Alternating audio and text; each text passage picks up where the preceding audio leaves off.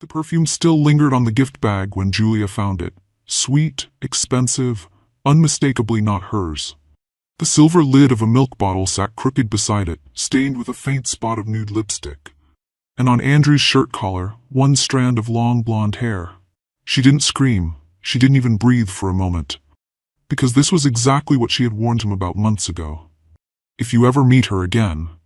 Main scene. The mansion was silent except for the newborn's tiny breaths. Julia stood in the nursery, wrapped in her silk robe, her hands trembling as she adjusted the baby's blanket. The clock on the wall blinked 11:47 p.m. Andrew wasn't home yet. Again. The glow of her iPhone 15 Pro lit up the room. A message appeared. Lydia, I left the hotel already. Thank you for today. Her world didn't explode. It folded in on itself. Julia had fought so hard to believe this marriage could survive.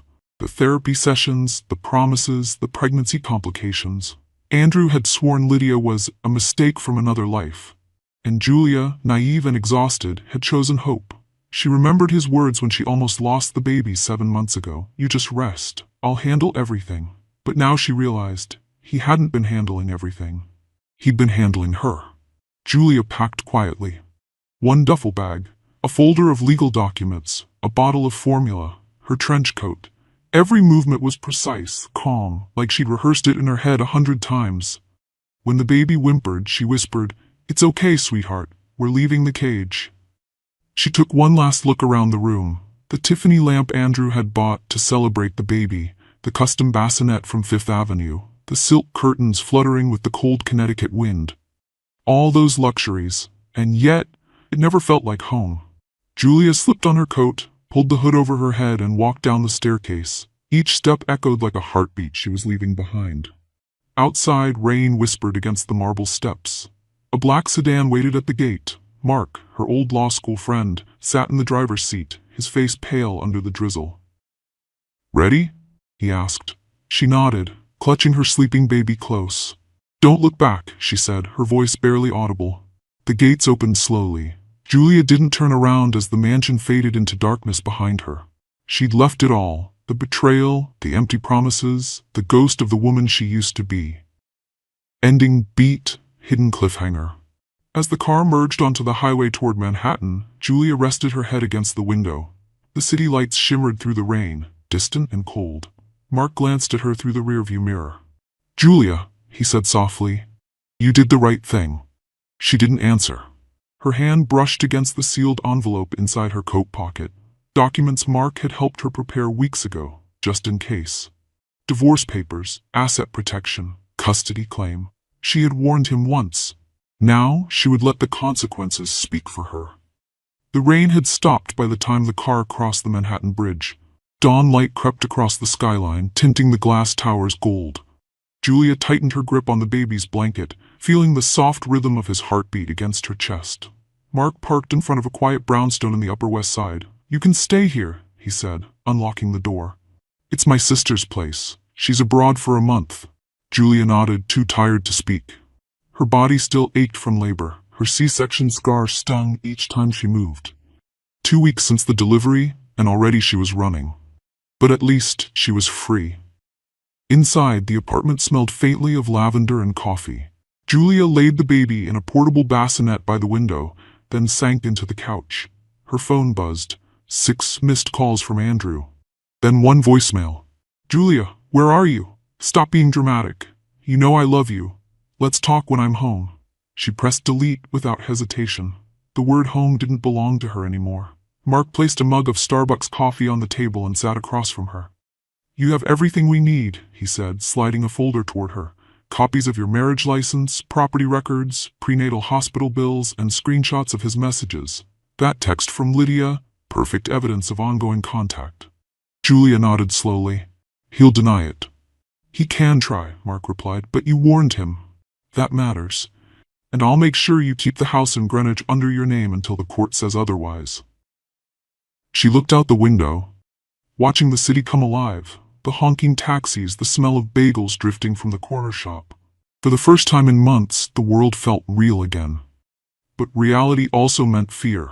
She had left behind everything familiar, her wardrobe, her studio clients, her security. Andrew could track her. He had the resources, the lawyers, the power. Mark seemed to read her thoughts. "Julia, listen to me," he said gently. "He can't touch you right now. The law's on your side, and you're not alone." Her eyes welled up, but she blinked them dry. "I used to think being strong meant forgiving him," she whispered. "Now I realize it means leaving." Mark nodded silently. The baby stirred. Julia picked him up, his small fingers curling around hers. "He deserves better than lies," she said. "Then we'll build better," Mark answered. Hours later, sunlight poured through the curtains.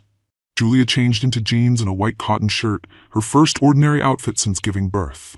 She opened her MacBook Air, typing a quiet email to her clients, taking an extended leave for family reasons.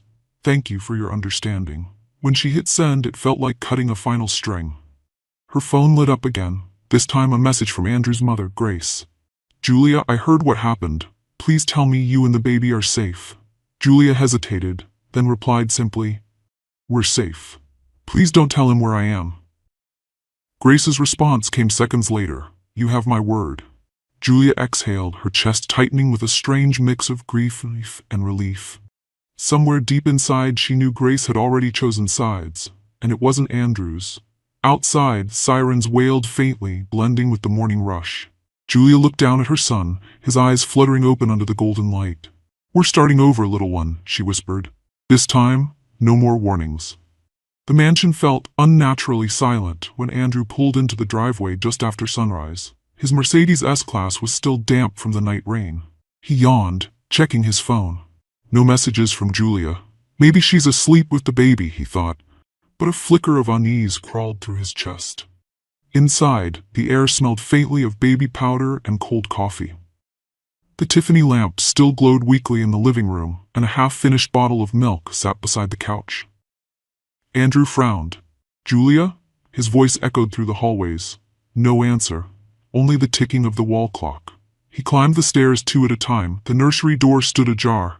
The crib was empty. The baby's clothes, gone, her jewelry box missing. The drawers were open but neatly. Not like a robbery, like someone had left intentionally. Andrew's pulse quickened. He rushed to the closet. Her clothes, shoes, handbags, all still there. But the one thing that mattered most, her, wasn't. Then he noticed the folded note on the bed, in Julia's handwriting. "I warned you once. This time, I'm done." No signature, just that single line, calm and devastating. Andrew stumbled backward, clutching his phone. 6 missed calls to her number. Voicemail again and again. He dialed Grace, his mother. "Mom, have you talked to Julia?" There was a pause, heavy and deliberate. "She's safe," Grace said finally. "And before you ask, no, I won't tell you where. You broke her trust, Andrew." "Mom, you promised that girl you'd never see Lydia again. You lied to her, and to me." The line went dead. Andrew's stomach dropped. He slammed the phone down and stormed into his office. His MacBook was open, Julia's login still active. He clicked through her folders, desperate for clues. Instead, he found something he didn't expect. Legal documents. Scanned files labeled prenup, property share, custody rights. All dated 2 weeks ago. His chest tightened. She planned this. He opened one file and froze. A signature, Mark Taylor Esker, Julia's old law school friend. Rage boiled up, sharp and blinding. He'd been so certain Julia would never leave. She was too gentle, too forgiving. He thought the threats she'd made months ago were just words said in pain. But now she'd proved him wrong. Andrew grabbed his keys, heading toward the garage. "She can't just take my son," he muttered.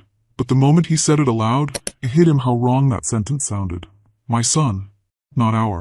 He hesitated at the threshold, suddenly remembering Julia's face the day she nearly miscarried, pale, shaking, terrified. He'd sworn to protect her.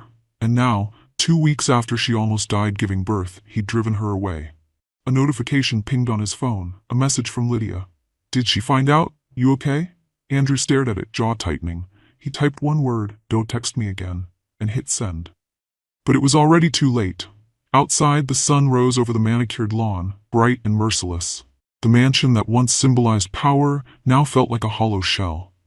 For the first time, Andrew understood what silence truly sounded like, the sound of consequences. He sank into the armchair, staring at the note again. "I warned you once." This wasn't a tantrum, it was a verdict. The first full day in Manhattan felt strangely calm. The baby's soft breaths filled the quiet brownstone, mixing with the faint hum of city traffic outside. Julia hadn't slept at all, yet her mind felt razor clear. After years of enduring half-truths and polished lies, clarity was a luxury she could finally afford. Mark returned with a paper bag of groceries, diapers, bottled water, and a small bouquet of lilies. "You didn't eat last night," he said, placing a warm bagel beside her coffee. "You'll need your strength." Court filings start Monday. Julia looked up from the cradle. "So it's real now," she murmured. "It's real," Mark confirmed, "and you're ahead of him. The temporary custody order will land before he can even contest it." She exhaled slowly, her fingers tracing the baby's blanket. "I kept waiting for him to change, Mark. I thought if I just loved him enough." Mark's expression softened. "You can't outlove someone's dishonesty." For a while they sat in silence, sunlight creeping across the wooden floor. Julia's gaze fell on the MacBook Air sitting on the coffee table. She opened it and searched her cloud drive. Emails, receipts, photographs, digital footprints of a woman who once believed in forever. One folder caught her eye. Baby shower, Lydia Carter RSVP. Her stomach clenched. Lydia had been there, smiling, pretending to be a family friend. That was 6 months ago. The betrayal hadn't started recently. It had only been exposed recently. Julia selected the screenshots, forwarded them to Mark's encrypted inbox, and closed the laptop. When the baby began to cry, she lifted him carefully. The incision along her abdomen still ached, reminding her that strength could coexist with fragility. She walked to the window, swaying gently. Outside, Central Park shimmered in early spring light. Runners, nannies, businessmen, everyone moving forward. She decided she would too. By noon, Julia stepped out for the first time since leaving Greenwich. The crisp air hit her lungs like a rebirth. She wore sunglasses and a beige trench coat. The baby slept in a stroller covered by a soft blue blanket. On the corner cafe, she ordered a latte, her first act of normalcy. At the next table, 2 women chatted about the upcoming charity gala at the Ritz-Carlton. Julia smiled faintly. She used to attend those same events beside Andrew, playing the polished wife while gossip swirled about the perfect Miller couple. Now she was invisible and freer than ever. Her phone vibrated. A new message from an unknown number. "You really think you can hide?" Her heartbeat spiked. The number wasn't saved, but she knew the tone. Lydia. Julia took a steady breath and forwarded the text to Mark. Within minutes, he called back. "I'll handle it. Don't reply." "She's bold," Julia said quietly. "She's desperate," Mark corrected, "and desperate people make mistakes." Julia returned to the apartment just before sunset. She locked the door, fed the baby, and watched him drift into sleep. On the table lay the lilies Mark had brought. Their scent filled the room, clean, fresh, alive. She sat beside the bassinet and whispered, "We're going to build something better, little one. No more mansions built on lies." For the first time she smiled, not with joy, but with certainty. The fear that had once controlled her was gone, replaced by something stronger, resolve. Outside, Manhattan glowed with millions of windows, each one a story of survival. And somewhere across the river, Andrew was finally realizing what it meant to lose the one thing he thought he owned. Julia leaned back, closed her eyes, and let the city cradle her in its restless heartbeat. Andrew Miller wasn't used to being ignored. For 48 hours, Julia hadn't answered a single call. The Greenwich mansion, once full of order and staff, now echoed with restless footsteps and the hum of unanswered questions. He sat at his oak desk, scrolling through the latest emails from his assistant. None of them mattered, except the one with the subject line, "Notice of temporary custody and property hold." Andrew froze. Attached was a scanned copy stamped by the Manhattan family court, dated the morning after Julia disappeared. His heart pounded. "She filed already," he muttered. "She planned this." He pushed the papers away, grabbed his phone, and called a contact. Thomas Reed, a private investigator he'd used for business competitors. "Find her. I don't care what it takes." Thomas's voice was steady. "I'll start with her digital trail. But be careful, Andrew. If she's got a lawyer, any aggressive move could backfire." Andrew hung up without answering. Consequences had never frightened him, losing control did. That evening, Lydia called. "You sound stressed," she purred. "Don't," Andrew cut her off. "You started this." "Me?" Her tone turned sharp. "I didn't tell you to leave your phone lying around, Andrew. You texted me after she left. I was worried about you." He laughed bitterly. You were worried about losing your free dinners and luxury bags. Don't contact me again. He ended the call and hurled the phone across the room. For a moment, the silence was unbearable. Meanwhile, in Manhattan, Julia sat at the dining table, reviewing paperwork under the dim glow of the kitchen lamp. The baby slept nearby, wrapped in a soft white blanket. Mark arrived with updates. Andrew's legal team reached out, he said. They're panicking. That means the papers landed. Julia nodded. Good, I want everything done quietly, no public drama. Mark smiled faintly. You might not get that luxury. The tabloids just posted about Andrew being spotted at a hotel with a mystery woman. Lydia, obviously. It's gaining traction. Julia blinked. Already? People love watching rich men crumble, Mark said dryly. And it helps your custody case. Public image matters. Julia closed her eyes for a moment. I don't want revenge, Mark. I just want peace. I know, he replied, but sometimes peace comes after the storm. She opened her MacBook Air, checking her inbox. Dozens of unread emails from clients, old friends, and one unexpected name, Grace Miller. I told him not to look for you. He's unraveling. Take care of yourself, Julia. I'll testify if you need me. Julia's chest tightened. Grace had once been cold, distant, but truth had a way of reshaping people. She typed back, thank you. Please stay safe. As the night deepened, Julia rocked her baby to sleep. The city outside buzzed with taxis and rain. She whispered, one day, you'll know why we left. I just hope you never inherit his pride. In Greenwich, Andrew stared at the empty crib. For the first time, he noticed the small embroidered name stitched into the baby blanket Julia had left behind. Elias. Their son's name. He hadn't even been there when it was chosen. He sank to the floor, head in his hands. The mansion, once a trophy of success, now felt like a punishment. Every tick of the clock sounded like judgment. He had met Lydia again for comfort. Instead, he'd lost everything that mattered. And somewhere, beneath his denial, he knew Julia wasn't coming back. By the fourth morning, Andrew's name was all over the internet. Real estate moguls spotted leaving Ritz-Carlton with unknown woman. The photo was grainy, but Lydia's silhouette was unmistakable. He scrolled through the comments, each one cutting deeper than the last. His wife just gave birth. Disgusting. Money can't buy loyalty. Andrew slammed his laptop shut. His PR manager, Claire Donovan, stood by the window, her expression unreadable. We can spin this, but only if you cooperate, she said. I didn't do anything wrong, he snapped. Claire raised an eyebrow. Then where's your wife? The question hung in the air. Andrew looked away. She left. She'll come back once she cools off. Andrew, Claire said slowly. She filed for custody, froze joint accounts, and hired one of the best family lawyers in the state. She's not cooling off. She's done. Her tone was clinical, not cruel, but it cut sharper than any insult. In Manhattan, Julia spent the same morning at Mark's office. The baby slept peacefully in a bassinet beside her while stacks of papers covered the desk. The court granted temporary custody, Mark said, handing her the document. It's official. Andrew can't remove the child from your care without a court order. Julia exhaled, her shoulders finally dropping. I thought I'd feel relieved, she whispered, but I just feel empty. That's normal, Mark replied. When someone breaks you for years, freedom doesn't feel like joy, it feels like silence. Julia smiled faintly, her eyes glassy. Silence is still better than pretending. Mark hesitated. You know, Grace called my office this morning. She wants to help your case. She said she has emails from Andrew's company showing how he used marital funds to buy gifts for Lydia. Julia looked down. She's really doing this? She said she should have believed you sooner. Julia wiped a tear before it could fall. She's a mother too. Maybe now she understands. Back in Greenwich, Andrew's mother confronted him that evening.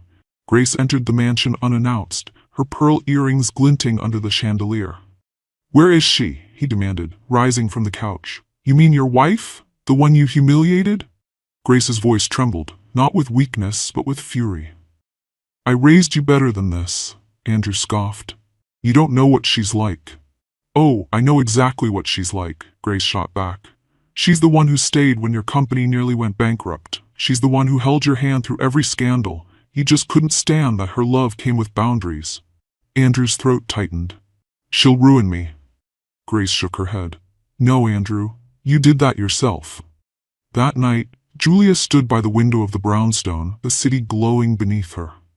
She rocked Elias gently, humming a lullaby she barely remembered from childhood. Her phone pinged, an email from Grace. He's losing control. I'll testify when the hearing begins. Take care of my grandson. Julia typed back, thank you. Maybe one day he'll understand what love was supposed to mean. Outside, thunder rumbled across the skyline. Julia kissed her baby's forehead. Let him destroy himself. Sweetheart, she whispered. We're not his to save anymore. In Greenwich, Andrew poured himself a drink he couldn't finish. The mansion lights flickered against the rain. On the desk lay Julia's note, worn from being unfolded too many times. If you ever meet her again. He finally understood that she hadn't been threatening him. She'd been warning him to save himself before it was too late, and he ignored it. By the 6th morning, Greenwich was crawling with reporters.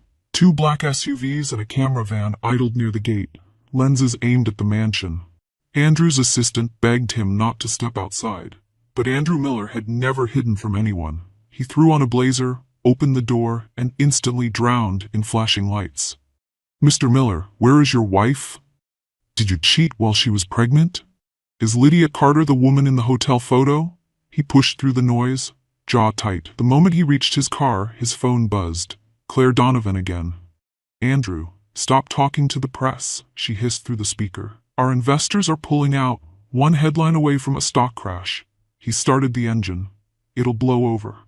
Not when your wife's lawyer just filed spousal misconduct claims, she said sharply.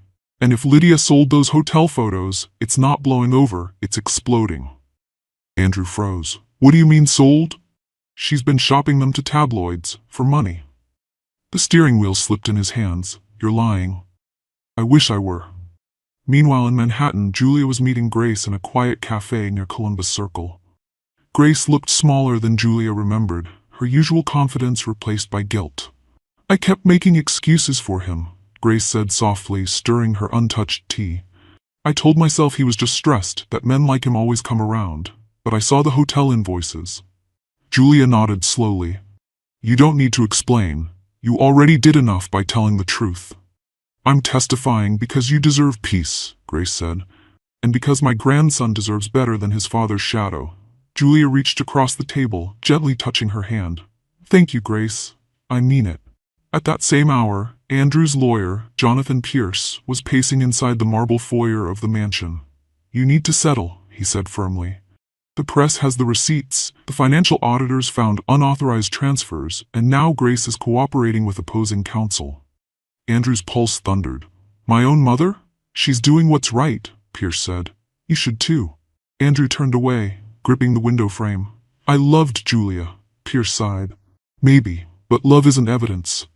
That evening, Lydia Carter's name hit every news feed. Insider source leaks photo scandal, names Andrew Miller. Julia didn't even open the article. Mark had warned her to stay offline, focus on the custody hearing. Still, the headline's reflection danced across her MacBook screen as she rocked Elias to sleep. Mark called to confirm what she already knew. His company's frozen trading, and the state's investigating tax discrepancies tied to his firm. He's done. Julia looked down at her baby, whose tiny hand clutched her finger. Then maybe now he'll finally stop trying to own people. You'll need to testify next week, Mark added. After that, you'll have full custody and property rights. Julia smiled faintly. I don't care about the property, just the peace. Back in Greenwich, Andrew sat in the dim light of his office. His reflection in the window looked older, defeated. A message appeared on his phone. Lydia, I didn't mean for this to happen. He stared at it, then deleted it. For once, he didn't reply. The mansion, once filled with noise and ambition, now sounded like the aftermath of an explosion. He looked at the framed family photo on his desk, Julia 8 months pregnant, smiling in a white dress, his hand on her belly, the illusion of love. He touched the glass and whispered, You warned me, and I still didn't listen. Outside, rain began to fall again, tapping against the windows like quiet applause for his downfall. The courtroom smelled faintly of old wood and anxiety. Julia sat at the plaintiff's table, dressed simply in a cream blouse and navy skirt. Beside her, Mark organized files with quiet precision. Across the aisle, Andrew adjusted his cufflinks, avoiding her gaze. The once impeccable businessman now looked hollow, dark circles, trembling hands, a man unaccustomed to losing control. At the back of the room, Grace sat alone. She gave Julia a small, reassuring nod. When the judge entered, everyone rose. The sound of the gavel silenced the whispers. Case of Anderson versus Miller, custody and property division, the clerk announced. Julia's heartbeat slowed. She'd rehearsed this moment in her head for days, not to win, just to end. Mark began, his voice calm but cutting. Your Honor, my client endured repeated deception during a high-risk pregnancy. Evidence shows Mr. Miller violated their reconciliation agreement by meeting with Miss Misspoke, Lydia Carter, multiple times, including the week of delivery. He projected images onto the screen, time-stamped hotel logs, text messages, financial records.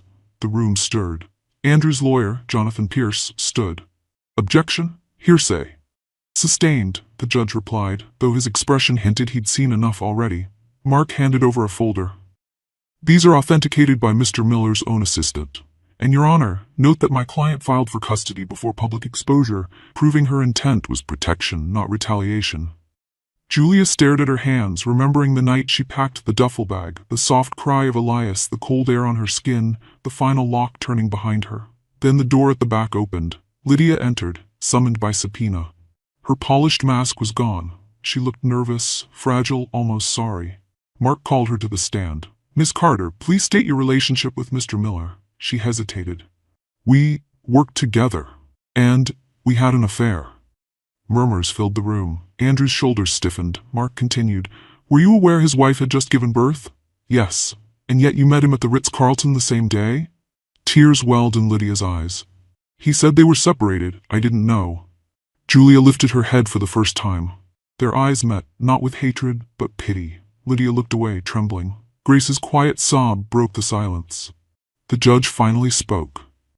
That's enough. We'll recess before closing arguments. As people began to stand, Andrew turned toward Julia. Please, he whispered, don't take him from me. Julia's voice was steady. You took yourself from him the moment you lied. Mark gently guided her away before Andrew could reply. Outside the courthouse, the afternoon sun burned through thin clouds. Reporters swarmed, shouting questions, but Julia kept walking. Grace caught up, clutching her hand. He looked broken, Grace murmured. He built his world on cracks, Julia replied. It was bound to collapse. Grace nodded, tears streaming freely now. You did the right thing, dear. Julia smiled faintly. I just kept my promise. They stood together on the courthouse steps as photographers clicked. Julia shielded the stroller from the flashes. Elias stirred but didn't cry. He's strong, Grace said softly. He had to be, Julia answered. Inside the courtroom, Andrew sat alone at the defense table, staring at the judge's bench. The echo of Lydia's testimony rang in his ears. For the first time he didn't feel anger, only loss. On the table lay the last family photo he'd ever have. He turned it face down, unable to look. Outside, Julia crossed the street, sunlight glinting off the stroller's handle. Each step carried her further from the past and closer to something new. The verdict came on a Tuesday morning, the air outside the courthouse cold and crisp. Julia stood by the tall windows watching sunlight reflect off the marble floors. Elias slept quietly in the stroller beside her, unaware of how much his future depended on this day. When the bailiff called the room to order, Julia felt the familiar tightening in her chest, but not fear this time. It was finality. Mark sat beside her, hands folded neatly atop a stack of documents. Across the aisle, Andrew looked smaller somehow, his navy suit hanging loose around his shoulders.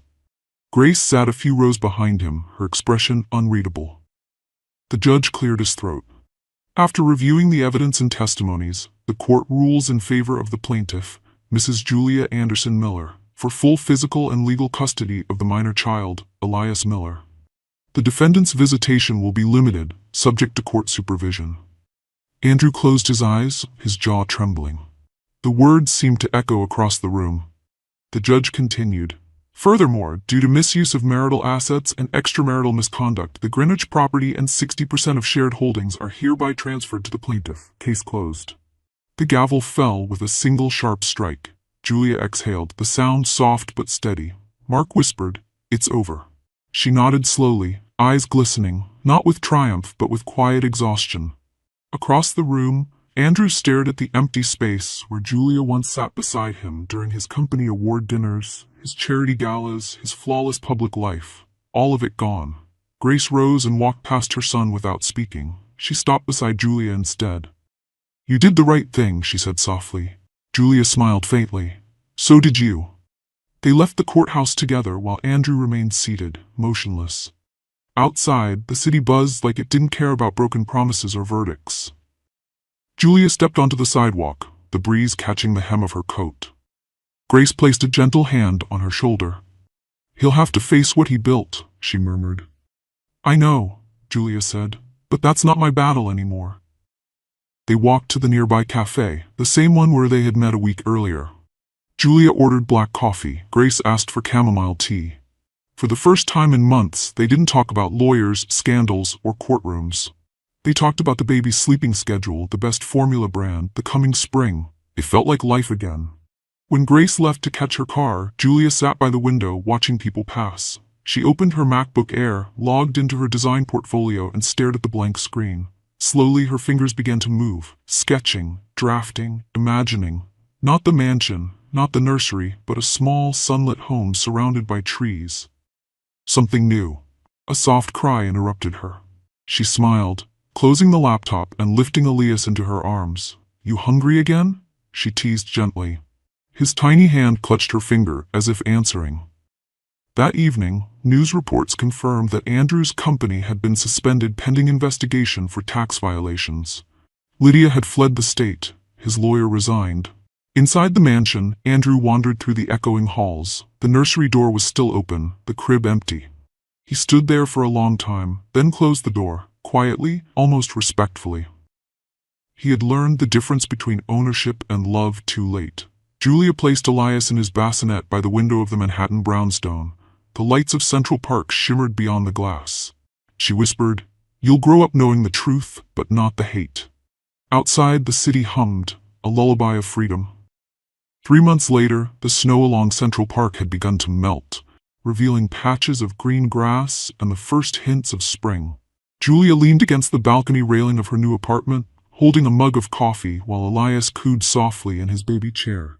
He was 4 months old now, chubbier, brighter, and endlessly curious about everything. The world outside no longer felt like a battlefield. It felt alive. She had returned to work part-time, designing small living spaces for single mothers.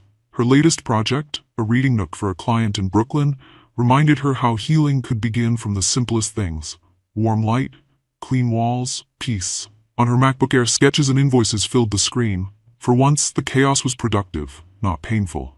A soft knock interrupted her. Grace stood at the door, holding a bag of groceries and her signature gentle smile. "I brought lunch," she said. Julia laughed. "You know you don't have to keep feeding us." "I do," Grace replied. "It keeps me from thinking about how badly I raised my son." Julia's expression softened. "You raised a man who's finally learning consequences. That's not failure." They sat together, eating salad and soup, the baby babbling between them. Grace showed Julia photos of her garden back in Connecticut. New tulips, fresh soil, a patch where she planned to plant hydrangeas in Elias's name. "He's growing fast," Grace said, watching the baby reach for her bracelet. Julia nodded, smiling. "He'll crawl soon. I'll need to baby-proof the whole place." "You've done well, Julia," Grace said quietly. "You could have turned bitter, but you didn't." Julia looked out the window, watching sunlight spill across the city. "Bitterness would still tie me to him. I'd rather let go." Grace reached across the table and squeezed her hand. "You already have." Later that afternoon, Julia took Elias for a walk through Central Park. The air was cool and clean, full of laughter from children and the rhythmic bark of dogs chasing frisbees. She stopped near the fountain, sat on a bench and fed Elias while the wind brushed through her hair. For a moment, she thought of Andrew, not with hate, but with a strange, quiet understanding. He had been raised to believe love was possession. She had been raised to believe love was endurance. Both were wrong, she realized. Love, when true, was freedom. Her phone buzzed, a news headline. Former CEO Andrew Miller sentenced to probation for tax fraud, firm liquidated. She read it once, sighed, and locked the screen. There was no satisfaction left in punishment, only peace and distance. A woman beside her smiled at the baby. "He's beautiful," she said. "You look like you've been through a lot, but you're glowing." Julia laughed softly. "We made it through." That evening, as the sun dipped behind the Manhattan skyline, Julia tucked Elias into his crib. She sat beside the window, reading Women Who Run with the Wolves on her Kindle, under the warm glow of the lamp. The apartment was quiet, except for the city's heartbeat far below. She whispered, almost to herself, "I kept my word. I left when he met her again. But what I found after leaving was me." Elias stirred, then fell back asleep.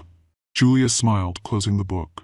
Outside, the skyline shimmered, proof that light always finds a way through cracks, no matter how deep. 6 months later, summer sunlight poured through Julia's apartment, painting golden lines across the wooden floor. Elias, now 7 months old, sat surrounded by plush toys, his laughter echoing through the room like music. Julia placed a vase of fresh lilies on the counter, the same kind Mark had brought her the night she escaped. They no longer reminded her of fear. They reminded her of survival. Her design business had grown quietly, built on word of mouth and sincerity. Her latest client called her the woman who turns broken spaces into homes. That title felt truer than anything else she'd ever owned. Grace visited often, bringing stories, cookies, and light. Sometimes they'd walk in Central Park together, pushing the stroller along the same path Julia had taken the morning after she left Greenwich. The path where she'd first realized she could start again. Andrew's name still surfaced occasionally in business news, but it no longer stirred her heart. He had become part of another life, a story closed with mercy, not malice. That evening, Julia lifted Elias into her arms, kissed his forehead, and whispered, "We're home now." Outside, Manhattan glowed under the fading sun. The city was loud, alive, imperfect, exactly like life itself. And for the first time, Julia didn't want perfection anymore. She had peace. The flight landed 2 hours early. Naomi smiled to herself as she turned off airplane mode on her phone, imagining Trevor's face when she walked through the door with his favorite takeout and the expensive watch she'd bought for their 5th anniversary. The Seattle conference had been productive, but she'd missed him. 3 weeks apart was too long. She'd kept the early return a secret, wanting to surprise him. Their anniversary was tomorrow, but why wait? Tonight they could start celebrating. She'd even cleared her schedule for the entire weekend, something she rarely did. The taxi pulled up to their modest 2-story home in the suburbs. Everything looked normal. Trevor's car was in the driveway, which made sense since it was Saturday afternoon. She paid the driver, grabbed her luggage and the shopping bags, and headed to the front door. The house was quiet when she stepped inside. "Trevor?" she called out, setting down her bags in the entryway. No response. Maybe he was taking a nap or listening to music with headphones.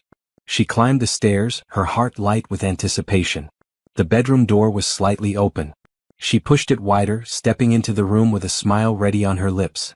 That smile died instantly. Trevor was in their bed. But he wasn't alone.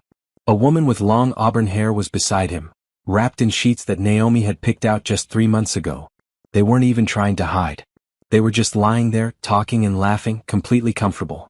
The woman saw her first. Her eyes widened slightly, but she didn't scream or scramble to cover herself. Instead, she looked almost annoyed at the interruption. Trevor turned his head. When he saw Naomi standing in the doorway, frozen in shock, he didn't look guilty. He didn't look ashamed. He just looked irritated. "You're home early," he said flatly, sitting up.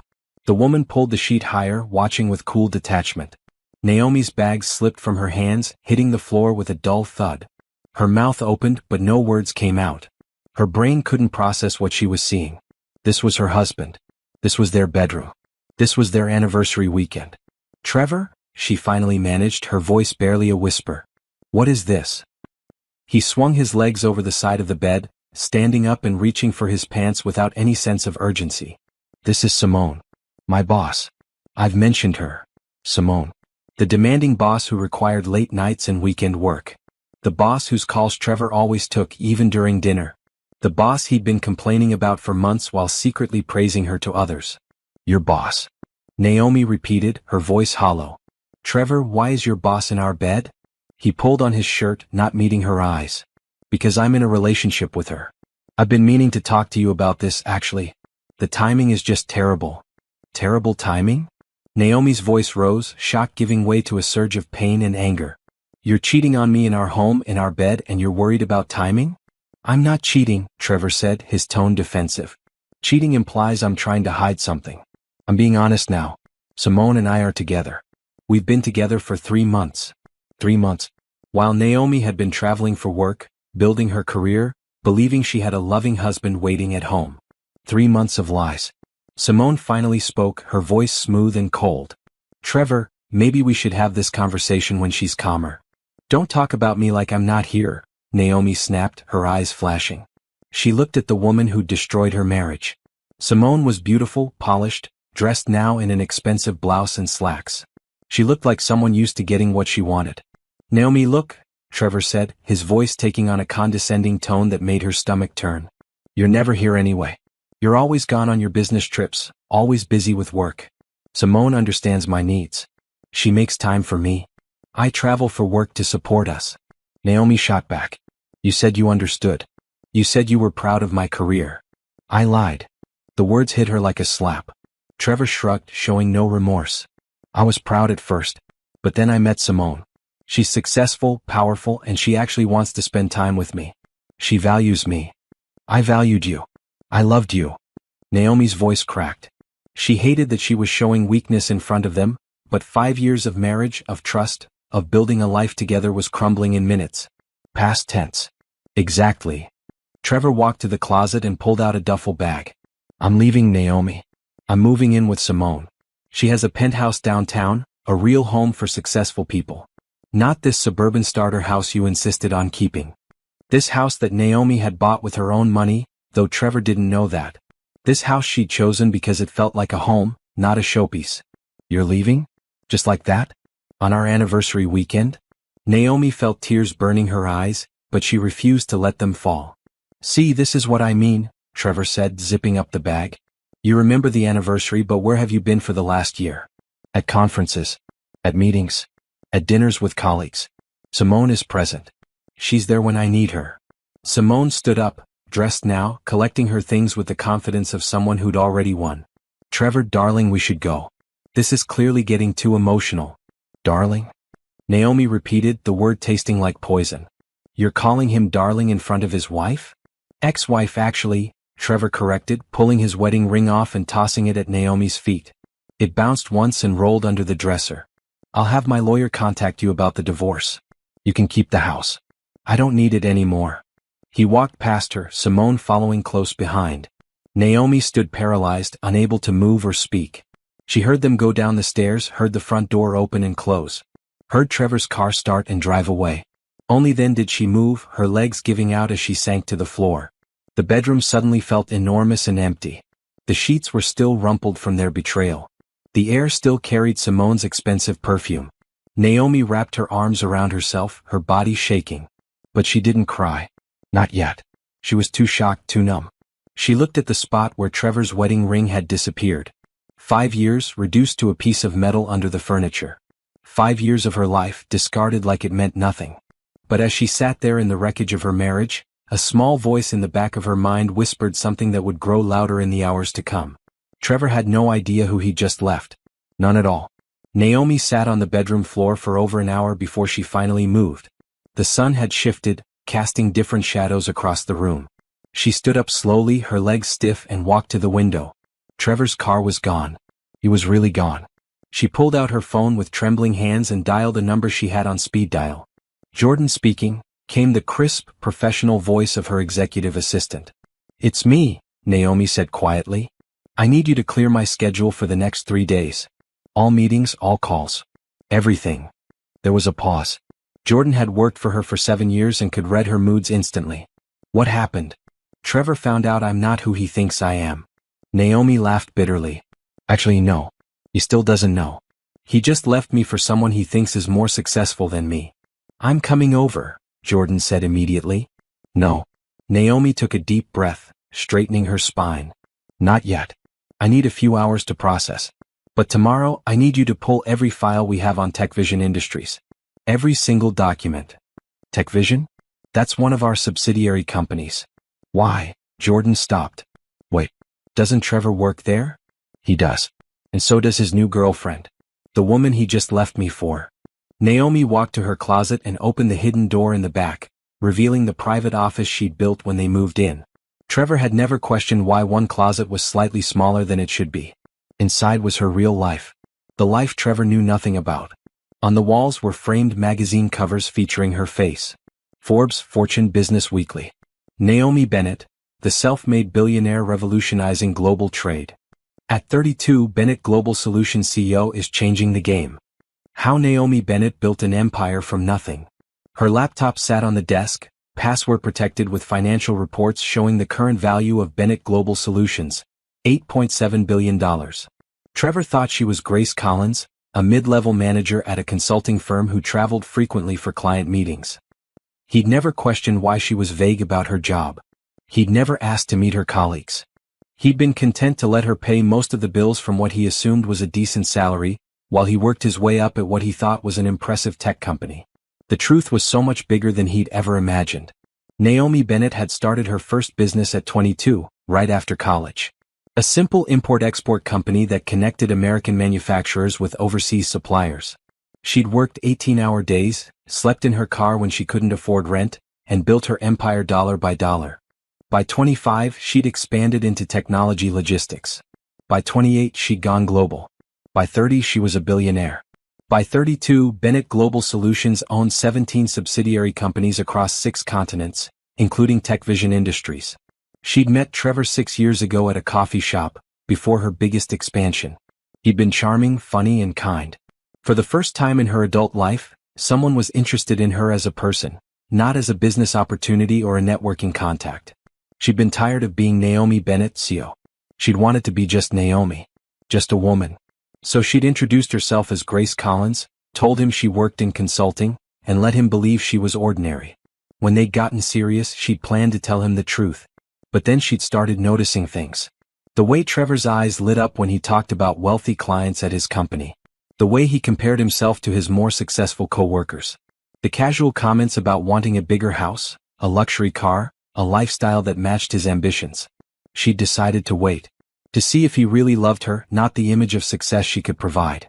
Now she had her answer. Trevor had left Grace Collins for someone he thought was powerful and wealthy.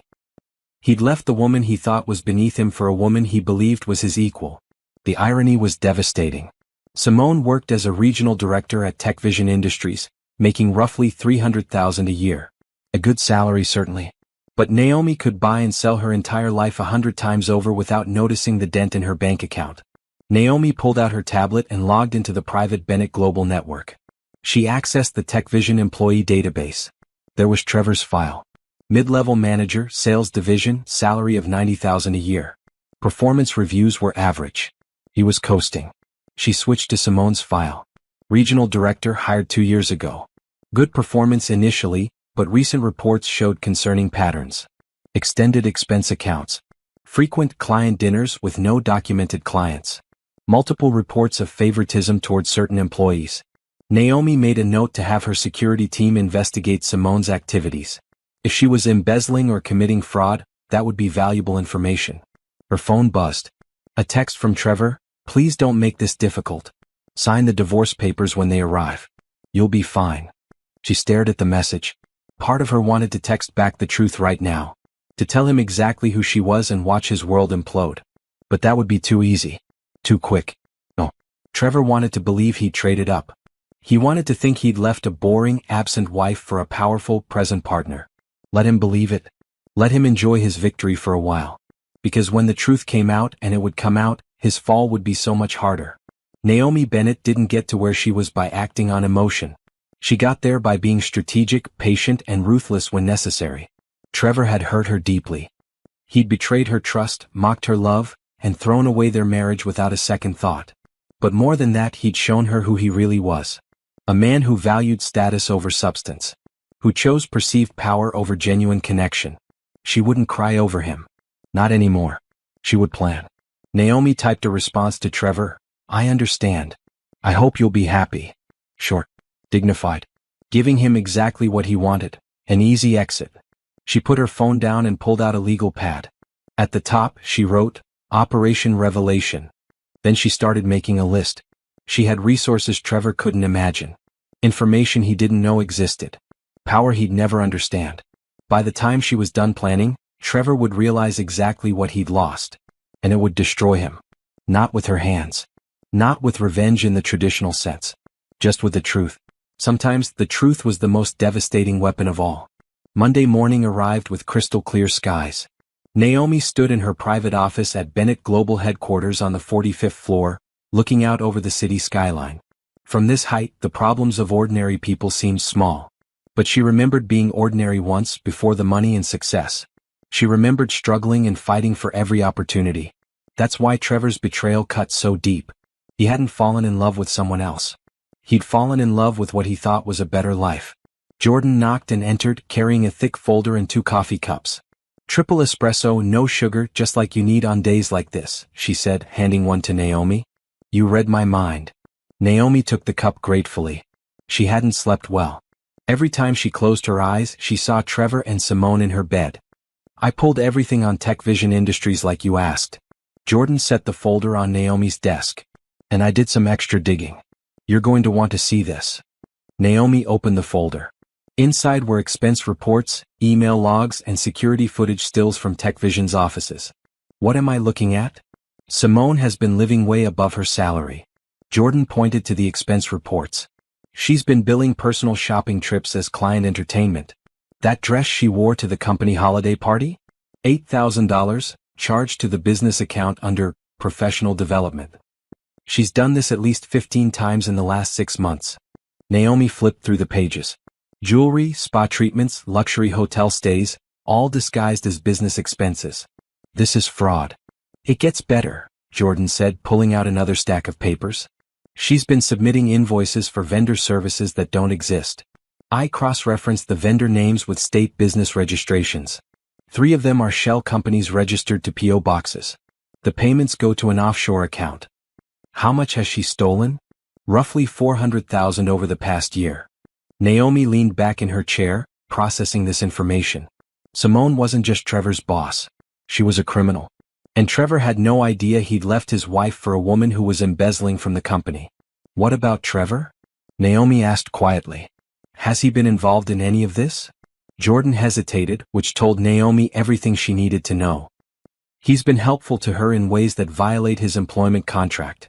He shared confidential sales data with her that he shouldn't have had access to. He used his credentials to retrieve files from secure servers and forward them to her personal email." "Why would he do that?" "Based on the timestamps and email contents, it looks like he was trying to impress her. He wanted to prove he could be useful to someone in power." Jordan's expression softened with sympathy.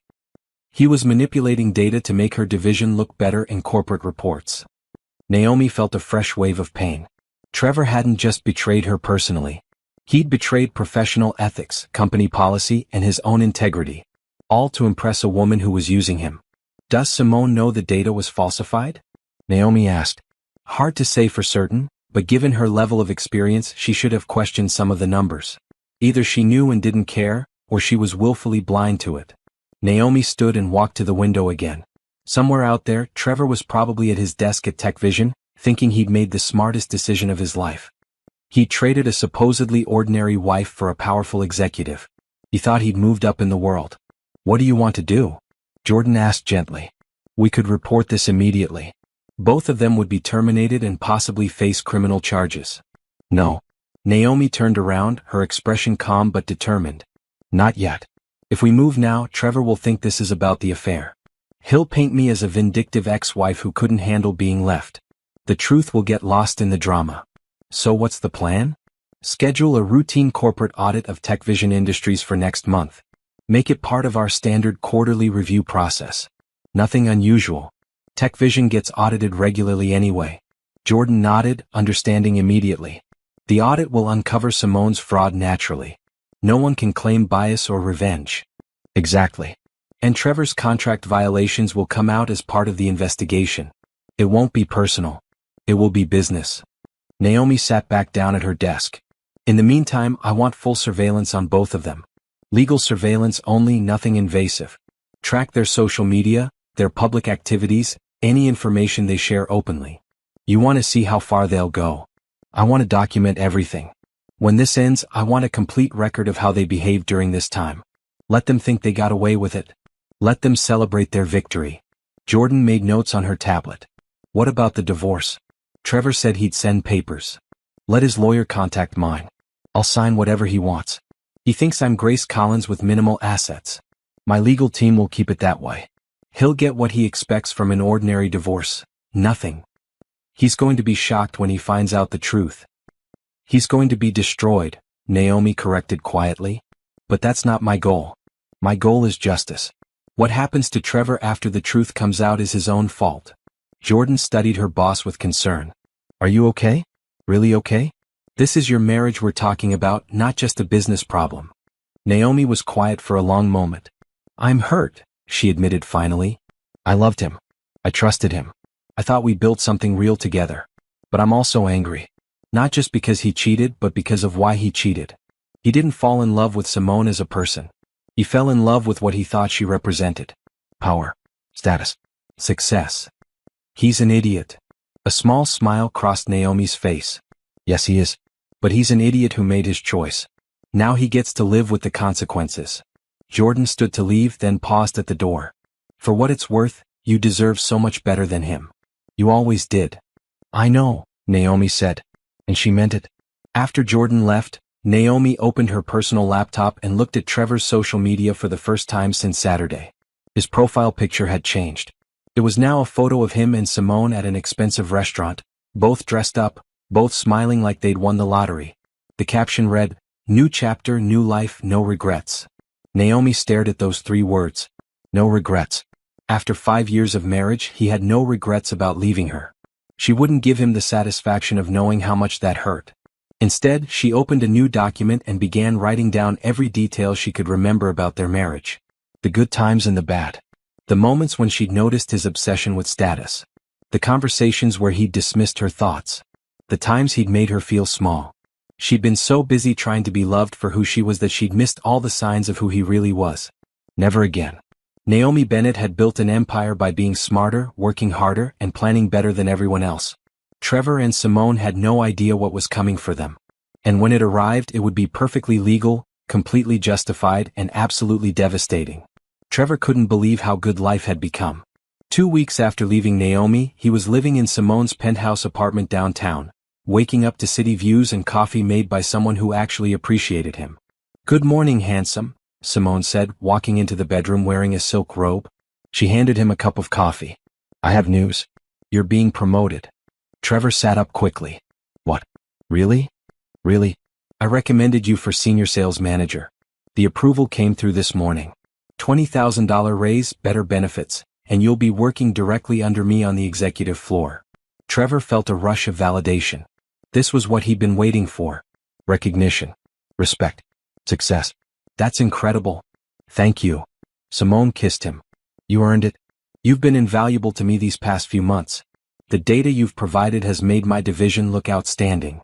I'm just glad I could help."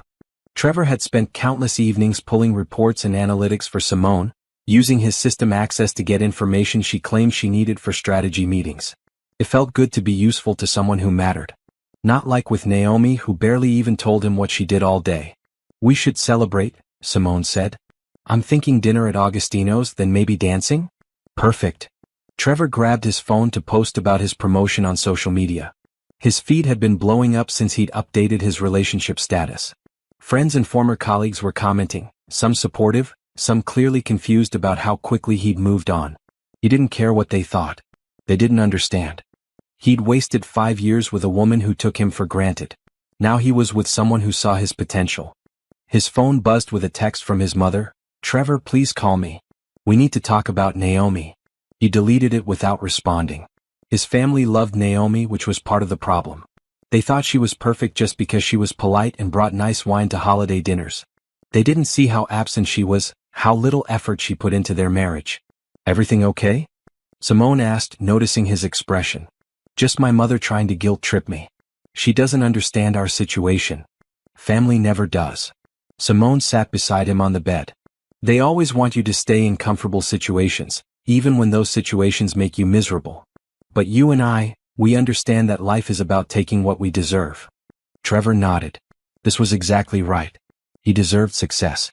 He deserved a partner who was present and engaged. He deserved a better life than the one Naomi could provide. At work that day, his new title brought immediate changes. He moved to a larger office with a window. His name was added to high-level email chains. People who'd barely noticed him before were suddenly friendly and respectful. During a department meeting, Simone publicly praised his contributions. "Trevor has been instrumental in our recent success," she told the room. "His insights and analysis have helped us exceed our quarterly targets by 15%. Trevor felt pride swell in his chest. This was what recognition felt like. This was what it meant to be valued.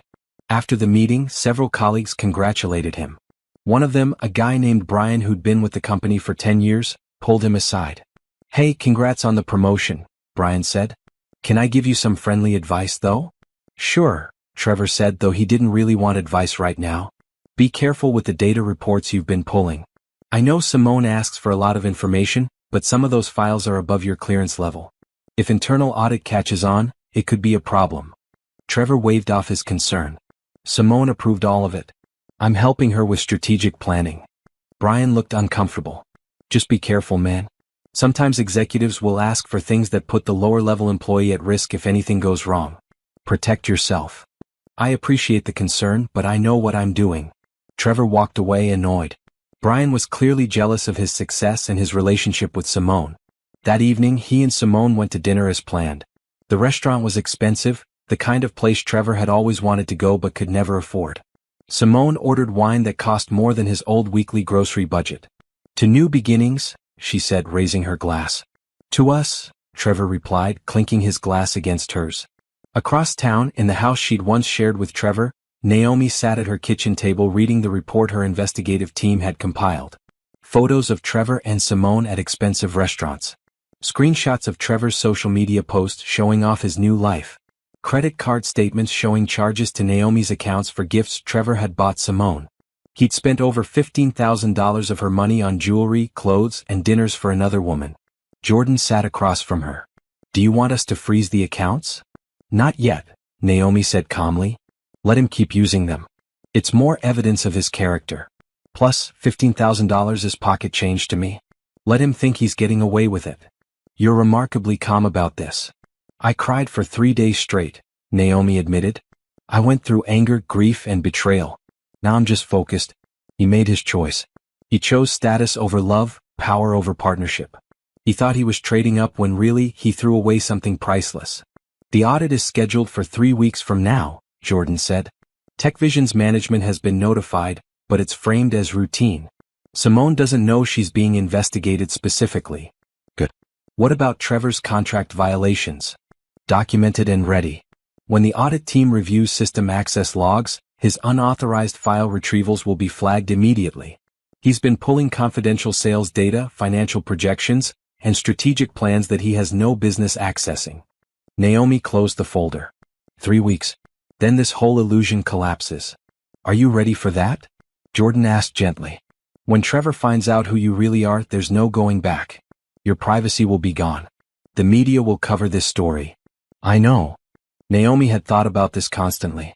Once the truth came out, her carefully guarded private life would become public knowledge. But staying silent meant letting Trevor and Simone continue their fraud. It meant letting them believe they'd won. She couldn't do that. "I'm ready," she said finally. Trevor thought he left an ordinary woman for someone extraordinary. It's time he learned the truth.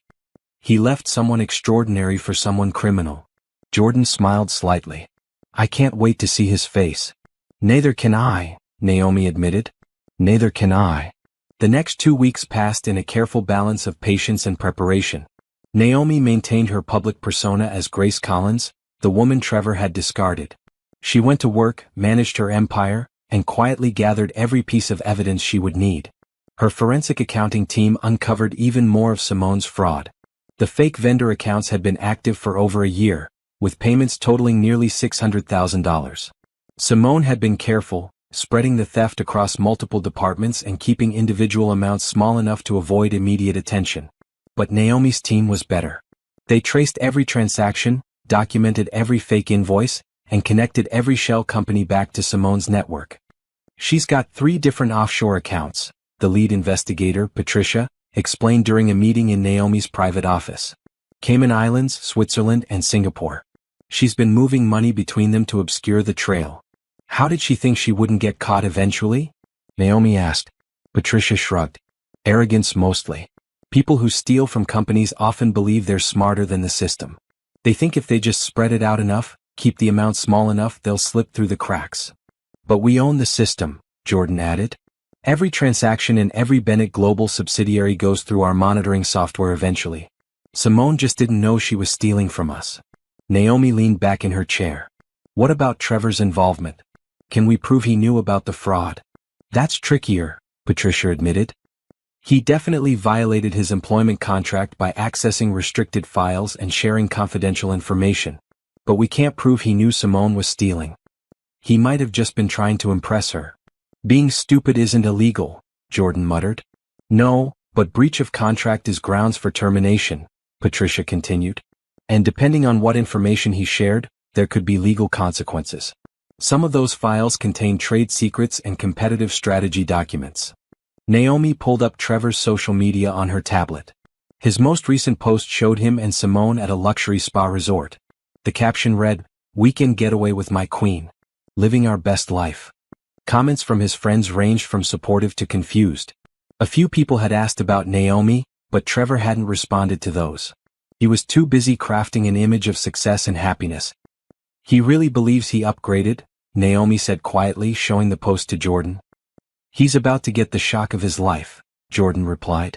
That afternoon, Naomi did something she hadn't done in weeks. She left her office early and went to a salon.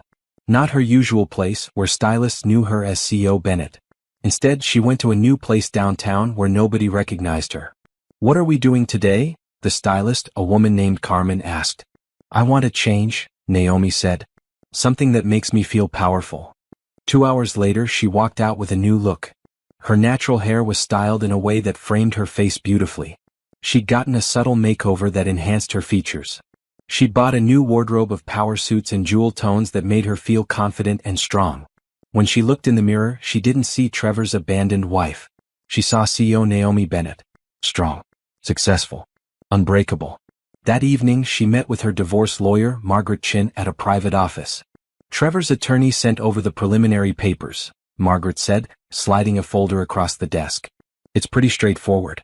He's asking for a clean split, no alimony from either party, division of shared assets. He thinks I have minimal assets, Naomi said. Exactly. He has no idea you own this house outright. He thinks the car you drive is on a loan. He believes your savings account has maybe 50,000 in it. When actually I have 8 billion. Margaret smiled. When actually you have 8 billion. He's in for quite a surprise. I'll sign whatever he wants, Naomi said. Let him think he got a fair deal. The truth will come out soon enough. There's one thing, Margaret said carefully. Once this becomes public, and it will, Trevor could try to contest the divorce. He could claim fraud or concealment. We had a prenuptial agreement. Yes, but you signed it as Grace Collins, not Naomi Bennett.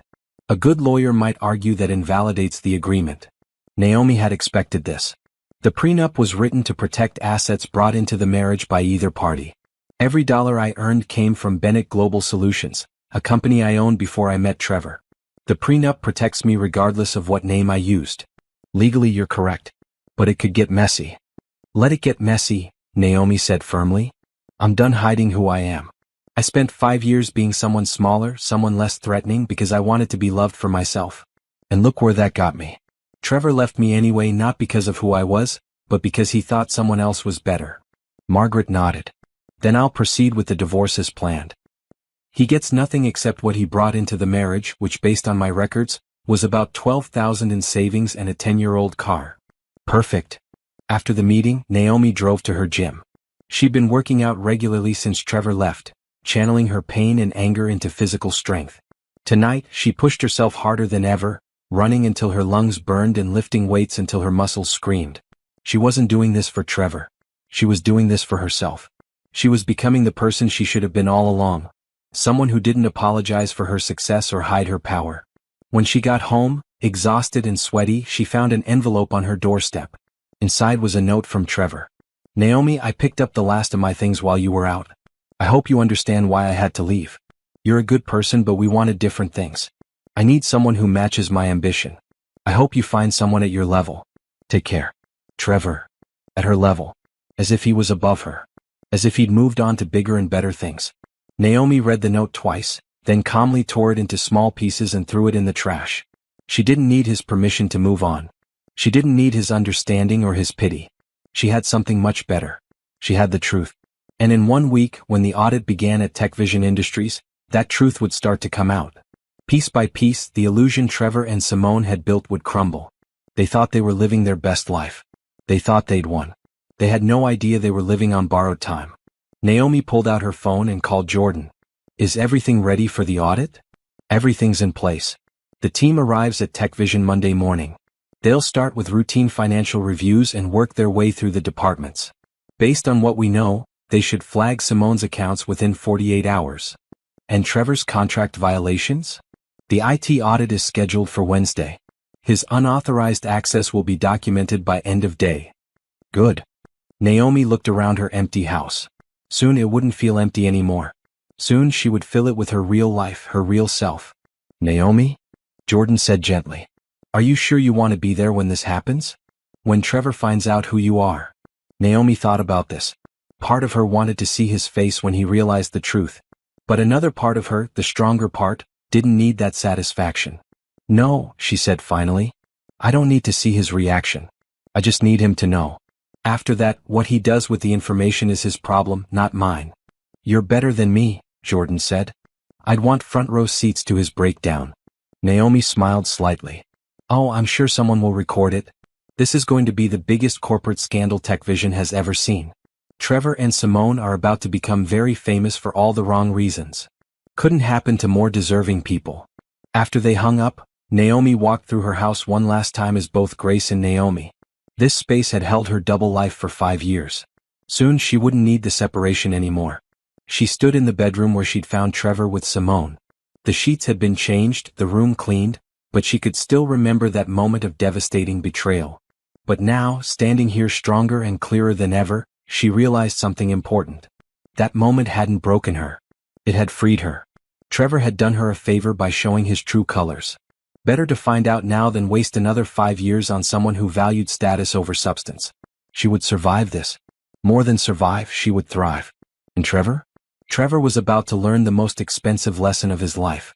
You don't leave a queen for a criminal. You just don't. Monday morning arrived with unseasonable warmth.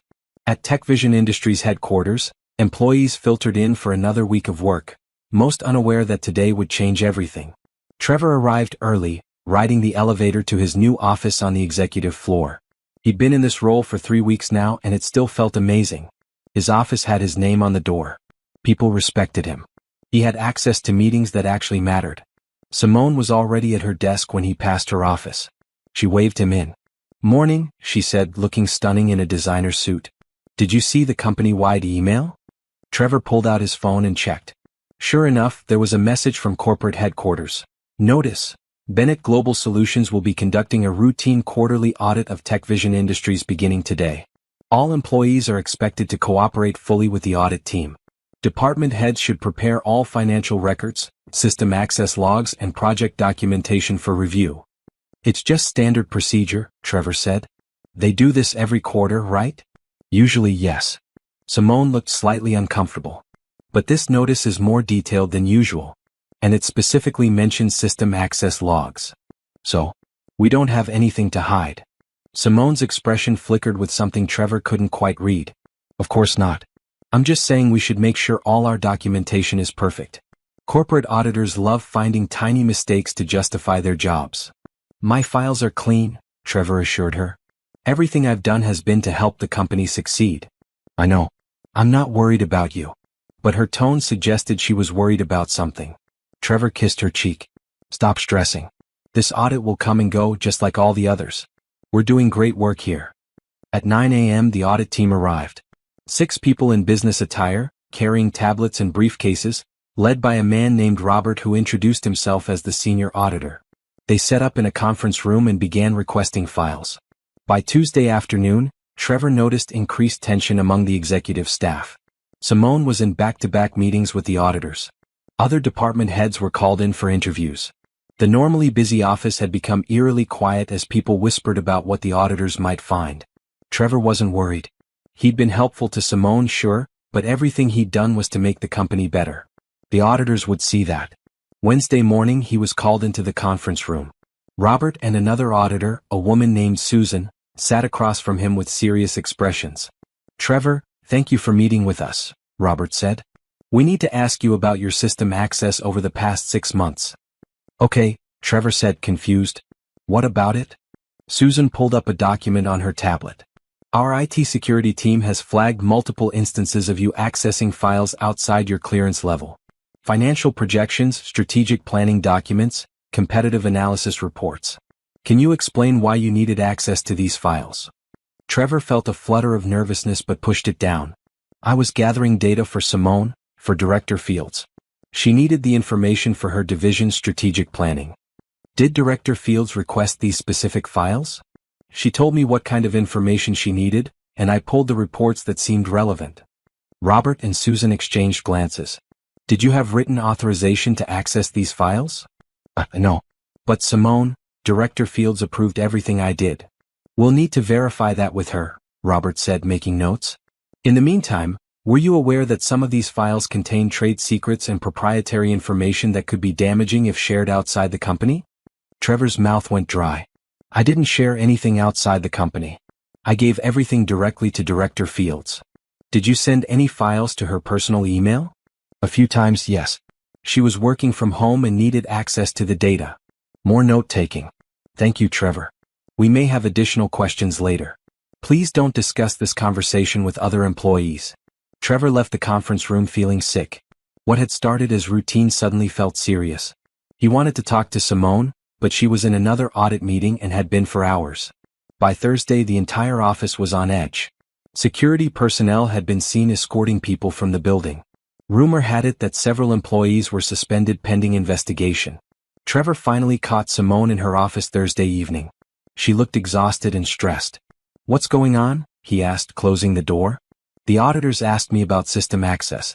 They made it sound like I did something wrong." Simone rubbed her temples. "It's bad, Trevor.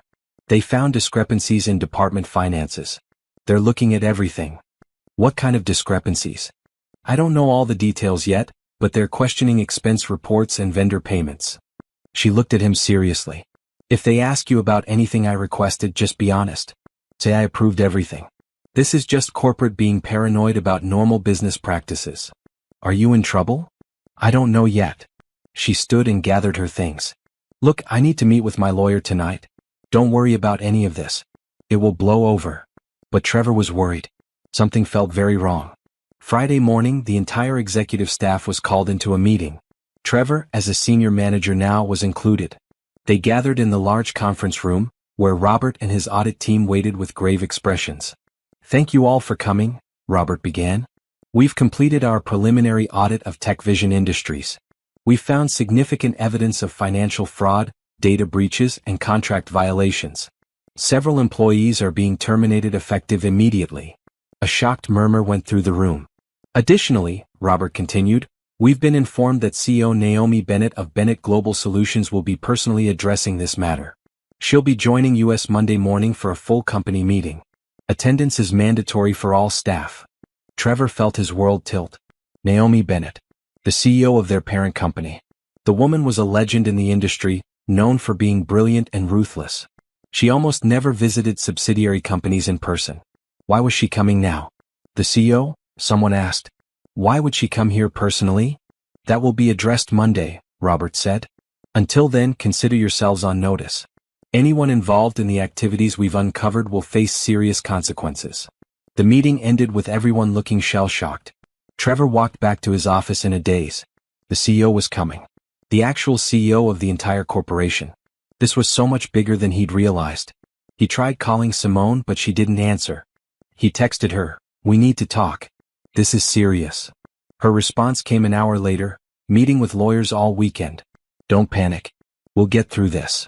But Trevor was panicking. He'd pulled files he wasn't supposed to access. He'd shared confidential information. He'd done it all at Simone's request, but could he prove that? He spent the weekend going through emails and messages, trying to find evidence that Simone had approved his actions. But most of their conversations had been in person or over the phone. There was no paper trail. By Monday morning, Trevor's anxiety had reached crisis levels. He arrived at work early to find the building already buzzing with nervous energy. Security was tighter than usual. The conference room had been set up theater-style with rows of chairs facing a podium. Simone arrived looking pale but composed. She squeezed Trevor's hand briefly. "Whatever happens, we're in this together," she whispered. At 9 a.m. sharp, the doors opened and the audit team entered, followed by several people in expensive suits who were clearly lawyers. And then she walked in. Naomi Bennett. Trevor had seen her picture in business magazines. She was young for a CEO, probably mid-30s, and known for being both brilliant and beautiful. But seeing her in person was different. She commanded the room instantly. She wore a sapphire blue suit that probably cost more than Trevor's monthly salary. Her natural hair was styled elegantly. She moved with the confidence of someone who knew she was the most powerful person in any space she entered. She stood at the podium and looked out at the assembled employees. Her eyes scanned the room, professional and assessing. And then her gaze landed on Trevor. For a split second, just a fraction of a moment, something flickered across her face. Recognition? No, that was impossible. They'd never met. But Trevor felt a strange chill run down his spine as Naomi Bennett's eyes locked onto his. Then she looked away, focusing on the room at large, and began to speak. "Good morning," Naomi said, her voice carrying clearly through the conference room. "I'm Naomi Bennett, CEO of Bennett Global Solutions. I don't typically attend subsidiary audits, but the findings here warrant my personal attention." Trevor couldn't shake the feeling he'd just had when she'd looked at him. Something about her eyes. "Over the past week," Naomi continued, "our audit team uncovered serious violations of company policy, breach of fiduciary duty, and outright fraud. We're talking about hundreds of thousands of dollars stolen from this company. From all of you." Shocked murmurs rippled through the room. Simone sat perfectly still beside Trevor, her face unreadable. Naomi pulled up a presentation on the screen behind her. "Let me show you exactly what we found." The first slide showed a series of expense reports. "These are charges submitted by Simone Fields, your regional director, over the past 18 months. Personal shopping trips billed as client entertainment. Luxury vacations disguised as business travel. Designer clothes claimed as professional development expenses. Total fraudulent expenses, $397,000. The room erupted. People turned to stare at Simone, who had gone completely white. "That's not all," Naomi said, her voice cutting through the noise. "Director Fields also created multiple fake vendor accounts, submitting false invoices for services never rendered. These payments went to offshore accounts under her control. Total embezzlement, $612,000. Simone stood abruptly. "This is ridiculous. I demand to speak with my lawyer." "You'll have that opportunity soon," Naomi said calmly.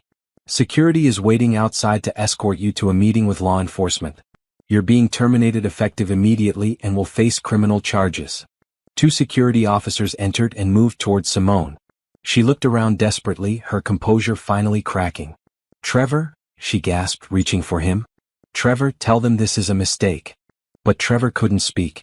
He was frozen, watching his girlfriend, the woman he'd left his wife for, being revealed as a criminal.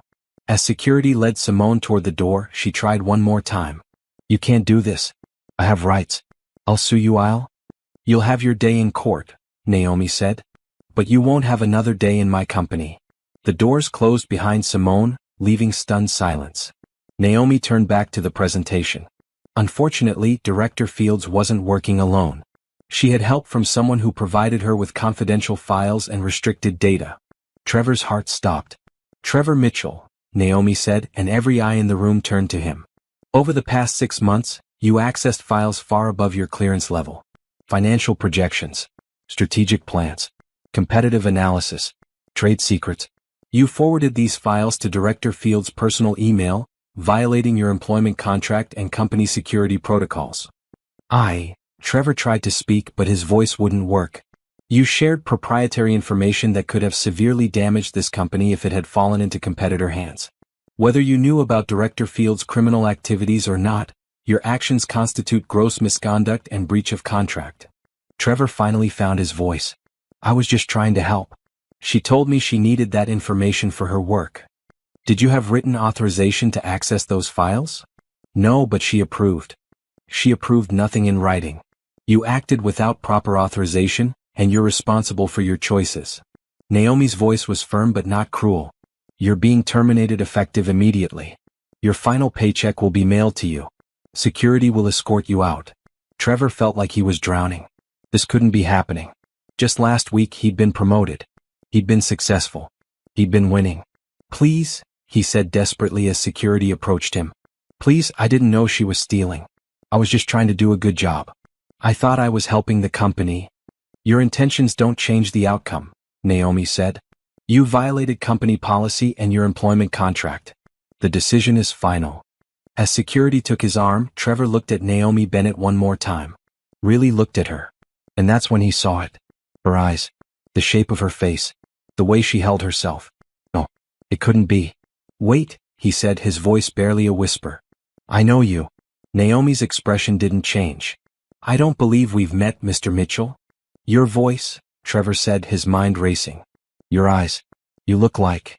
And then it hit him like a physical blow. Grace. His wife. The woman he'd left 3 weeks ago. But that was impossible. Grace was a mid-level manager at some consulting firm. She drove a 6-year-old Honda. She lived in a suburban house and shopped at Target. She wasn't Naomi Bennett. She wasn't a billionaire CEO. She couldn't be. But as Trevor stared at her, pieces started clicking into place. Grace's frequent business trips. Her vague descriptions of her work. The way she'd always had money but never showed it off. The private office in their house he'd never been allowed to enter. Grace, he whispered. The room went completely silent. Naomi looked at him for a long moment. Then she spoke, her voice clear and steady. My full name is Naomi Grace Bennett. But yes, Trevor. I'm your wife. Or soon-to-be ex-wife, since you already sent divorce papers. The shock that went through Trevor was indescribable. The room spun. He couldn't breathe. He couldn't finish the sentence. I'm the CEO of the company that owns TechVision Industries, Naomi said. I'm the billionaire you read about in business magazines. I'm the woman who built an empire from nothing. And I'm the wife you abandoned 3 weeks ago for someone you thought was more successful than me. Trevor's legs gave out. Security caught him before he fell. The irony, Naomi continued, is that you left me because you wanted to be with someone powerful. Someone important. Someone who matched your ambitions. You left me for your boss thinking you were trading up. But your boss was just a regional director making $300,000 a year while stealing another $600,000. Meanwhile, the woman you left? She's worth $8 billion. The numbers didn't make sense in Trevor's head. $8 billion. His wife was worth $8 billion. Why, he finally managed. Why didn't you tell me? Because I wanted to know if you loved me for me, Naomi said simply. I wanted to know if you'd stay with Grace Collins, the ordinary woman, or if you'd leave the moment you thought someone better came along. Now I know. You couldn't leave fast enough. Trevor felt tears streaming down his face. I didn't know. I swear I didn't know. You didn't know I was rich, Naomi corrected. But you knew you were abandoning your wife for someone you thought had more status. You knew you were betraying 5 years of marriage for a woman who represented power and success. The specific numbers don't change what you did. Please, Trevor begged. Please, Naomi Grace, whoever you are. Please, I made a mistake. I'm sorry. I'll do anything. You'll do nothing, Naomi said firmly. You made your choice. You threw away our marriage, called me inadequate, and mocked me to your friends on social media. You spent my money buying gifts for another woman. You violated your employment contract trying to impress someone you thought was important. These are your consequences. Security began leading Trevor toward the door. He looked back at Naomi one more time, seeing her clearly for the first time. She was magnificent, powerful, successful. Everything he'd claimed to want. And he'd thrown her away. I loved you, he said, his voice breaking. I really did love you. Naomi's expression softened slightly, but her voice remained steady. No, Trevor. You loved the idea of me. You loved having a wife who was safe and comfortable and didn't threaten your ego. But the moment you thought someone better came along, you left without hesitation. That's not love. That's convenience. The doors closed behind Trevor, cutting off his view of her. In the conference room, Naomi took a deep breath and looked at the remaining employees. I understand this has been a shocking morning. The rest of you are not in trouble. We simply wanted to address these issues directly and decisively. TechVision Industries will continue operating normally, and we'll be appointing new leadership shortly. Does anyone have questions? A young woman in the back raised her hand tentatively. I just want to say, that was the most badass thing I've ever seen. The room erupted in nervous laughter and applause. Naomi smiled slightly. Thank you. Now let's get back to work. We have a company to run. As the meeting dispersed, Jordan approached her boss. "Are you okay?" Naomi nodded. "I'm better than okay. That needed to happen. Trevor needed to know the truth." "His face when he realized who you were," Jordan said. "That's a moment I'll remember forever." "Me too," Naomi admitted. "But not because of revenge. Because I finally stood in front of him as my whole self. No hiding. No pretending to be smaller than I am. Just me. He's going to regret this for the rest of his life." "Probably," Naomi agreed. "But that's not my problem anymore.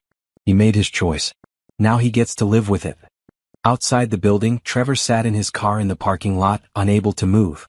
His phone buzzed constantly, texts from coworkers, notifications from social media, messages from family members who'd somehow already heard the news. He'd left a billionaire for a criminal.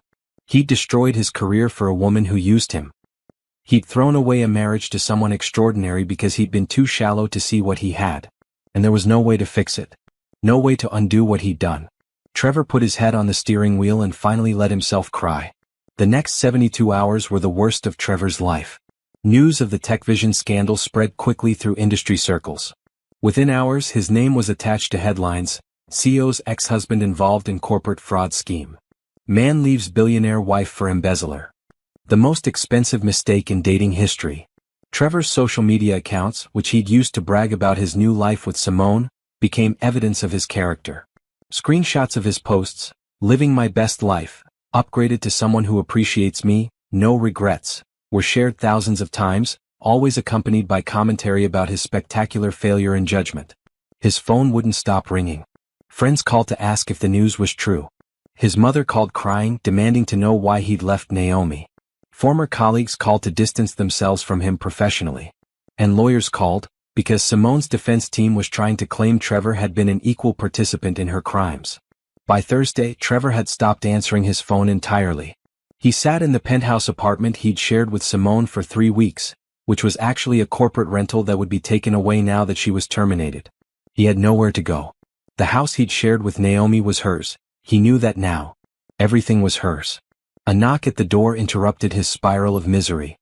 He opened it to find a man in a suit holding a manila envelope. "Trevor Mitchell? You've been served." Trevor took the envelope with numb hands. Inside were official court documents. Simone was suing him, claiming he'd been aware of her fraudulent activities and should share responsibility for her legal fees. She was also suing Naomi personally, claiming the termination was unjust. Trevor read the documents twice, not quite believing them. Simone was trying to drag him down with her. The woman he'd left his wife for, the woman he'd violated his employment contract for, was now throwing him under the bus to save herself. His phone buzzed. A text from Simone: "I'm sorry, but my lawyer says this is the best strategy. You understand, right? We both need to protect ourselves." Trevor stared at the message. 3 weeks ago she'd been calling him darling and talking about their future together. Now she was accusing him of crimes he didn't commit. He called her. She answered on the first ring. "Simone, what are you doing? I didn't know about any of the embezzlement. My lawyer says otherwise." Her voice was cold, nothing like the warm tone she'd used with him before. "You had access to files. You sent me information. That makes you complicit. I was trying to help you. You told me you needed that data. I never asked you to breach company security. That was your choice." She paused. "Look, Trevor, we had fun. But this is business now. I need to minimize my liability, and that means showing you were involved in the decision-making." "I loved you," Trevor said desperately. "I left my wife for you." "You left a woman you thought was boring for someone you thought was powerful," Simone corrected. "Don't pretend it was about love. You wanted status and I gave you that. Now we're both paying the price." She hung up. Trevor sat in silence, finally understanding the full scope of his stupidity. He'd thrown away a real relationship for an illusion. He'd traded someone who genuinely cared for him for someone who'd been using him all along. The next morning his lawyer called. Margaret, the same attorney who was handling Naomi's divorce. "Mr. Mitchell, I'm calling as a courtesy. Mrs. Bennett wanted you to know that she will not be pursuing additional legal action against you beyond the termination of your employment." "She's not suing me?" Trevor asked, surprised. "No. However, she wants to clarify several things. First, the prenuptial agreement you signed is ironclad. You receive nothing from the divorce except your personal belongings. Second, all the credit cards you've been using belong to her. She's canceling them effective immediately. Third, the car you've been driving is registered in her name. It needs to be returned by end of business tomorrow. Trevor felt sick. The car too. Yes. She purchased it 3 years ago and registered it in her name for insurance purposes. You're welcome to retrieve your personal items from it, but the vehicle itself must be returned. After Margaret hung up, Trevor looked around the penthouse. All the furniture was corporate property or Simone's. The expensive clothes in the closet had been bought with Naomi's credit cards. The watch on his wrist had been a gift from Simone, probably purchased with embezzled funds. He owned almost nothing. His bank account had less than $3,000. No job, no home, no car, and no prospects because no reputable company would hire someone terminated for security breaches and associated with fraud. His phone rang again. This time it was his mother. "Trevor James Mitchell," she said when he answered, her voice tight with emotion. "You have exactly one chance to explain to me why you left the most wonderful woman in the world for a criminal." "Mom? I loved Naomi like she was my own daughter. She was kind, generous, thoughtful. She remembered everyone's birthdays. She helped your grandmother with her medical bills without telling anyone. She was perfect and you threw her away like she was garbage. I didn't know who she really was." "That's exactly the problem," his mother shouted. "You didn't know her because you never bothered to really see her. You were so busy wanting more, wanting better, that you didn't appreciate what you had." Trevor couldn't argue because she was right. "Your father and I are ashamed of you," his mother continued. "Naomi called us yesterday. Do you know what she said? She apologized. She apologized to us for the scandal, even though none of this is her fault. She said she hoped we wouldn't think badly of her for keeping her identity private." "What did you say?" "I told her we love her and we're proud of her for being strong enough to let you go. I told her she deserves so much better than you." His mother's voice broke. "And then I cried because we lost her when you divorced her and she was the best thing that ever happened to our family." "Mom, please. Don't call me for a while, Trevor. I need time to process my disappointment." She hung up. Trevor spent the next week moving into a cheap apartment across town. His parents refused to let him move back home, teaching him what they called a necessary lesson. His friends slowly stopped calling. Job applications were rejected as soon as employers Googled his name. Simone was arrested and released on bail, immediately going on local news to claim she was innocent and being framed. She mentioned Trevor by name multiple times, painting him as a co-conspirator who'd helped her in exchange for their relationship. The media loved the story. It had everything: a billionaire CEO, betrayal, corporate fraud, and a man who'd made the stupidest decision in modern romance. Trevor's social media accounts, which he'd deleted, were preserved and shared by others. Every boastful post, every jab at his boring old life, every picture with Simone was dissected and mocked by thousands of strangers. He became a cautionary tale. A meme. A punchline. "Did you hear about the guy who left a billionaire for an embezzler? Imagine being too dumb to realize your wife is the CEO of your company's parent corporation." He really posted no regrets 3 days before his entire life imploded. Trevor deleted all social media and stopped reading news. But he couldn't escape the consequences of his choices. His lawyer called again with updates on the divorce. It was progressing smoothly because Naomi wasn't fighting anything. She just wanted it done. "Does she want to talk to me?" Trevor asked desperately. "Can I apologize to her at least?" "Mr. Mitchell," the lawyer said patiently, "Mrs. Bennett has no interest in communicating with you. She's moving forward with her life. I'd suggest you do the same." But how could he move forward when he destroyed everything? Trevor sat in his tiny apartment, surrounded by the few possessions he actually owned, and faced the truth. He'd had something real with Naomi. A partnership. A marriage built on trust and companionship. And he'd thrown it away because he'd valued appearances over substance. He'd wanted a powerful woman and he'd had one. He just hadn't known it. Now she was gone, and he was left with nothing but his own regret. Somewhere across the city, in a building he'd never be allowed to enter again, Naomi Bennett was living her life. Being successful. Being powerful. Being everything he'd claimed to want. And he would never be part of that world again. The realization broke something fundamental inside Trevor. He'd destroyed his own happiness because he'd been too shallow to see what he had. There was no coming back from this. No redemption arc. No second chance. Just consequences. And they would last the rest of his life. 2 months after the confrontation, Naomi stood in front of a packed auditorium at the Women in Business conference. The audience was full of aspiring female entrepreneurs, many of whom had traveled from across the country to hear her speak. People ask me all the time how I built Bennett Global Solutions, Naomi said into the microphone. They want to know the business strategy, the funding sources, the networking secrets. But today I want to talk about something different. I want to talk about knowing your worth. She paused, letting the words sink in. 6 months ago I was living a double life. I ran a billion-dollar company, but my husband knew me as Grace Collins, a mid-level manager with a boring job. I hid who I was because I wanted to be loved for myself, not for my money or power. The audience was completely silent, hanging on every word. And then my husband left me for someone he thought was more successful. He left me for his boss, a woman he believed represented everything I wasn't. Power, status, importance. Naomi smiled slightly. What he didn't know was that I owned the company his boss worked for. I was the actual CEO. I was the one with real power. Appreciative laughter rippled through the crowd. When I confronted him, when he finally saw who I really was, he was devastated. He begged for another chance. He said he'd made a mistake. Naomi's expression turned serious. But here's what I learned. Someone who only values you when they realize you're worth something never valued you at all. Real love sees worth in the person, not the position. The audience applauded.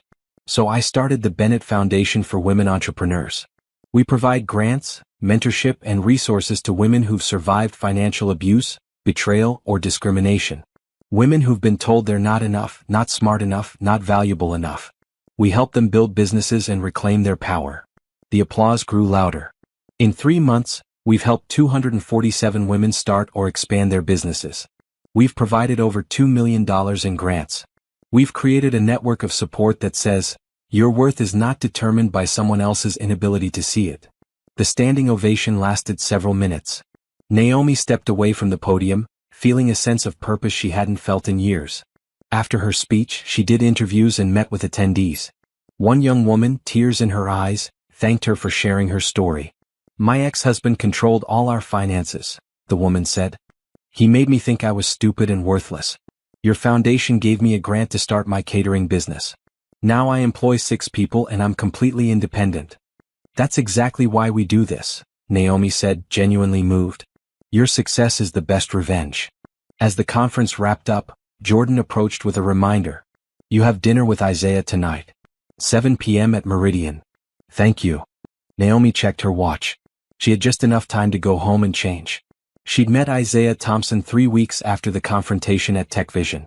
He'd been a speaker at a charity gala benefiting economic development programs. An architect who owned his own firm, he'd built his career on sustainable design and community-focused projects. They'd been seated next to each other at dinner and had fallen into easy conversation. Isaiah had been charming and respectful, asking about her work without being intimidated by her success. He'd shared stories about his own career challenges, including a business partner who'd tried to steal his designs and take credit for his work. Betrayal teaches you who to trust, he'd said that night. And more importantly, it teaches you to trust yourself. That resonated with Naomi deeply.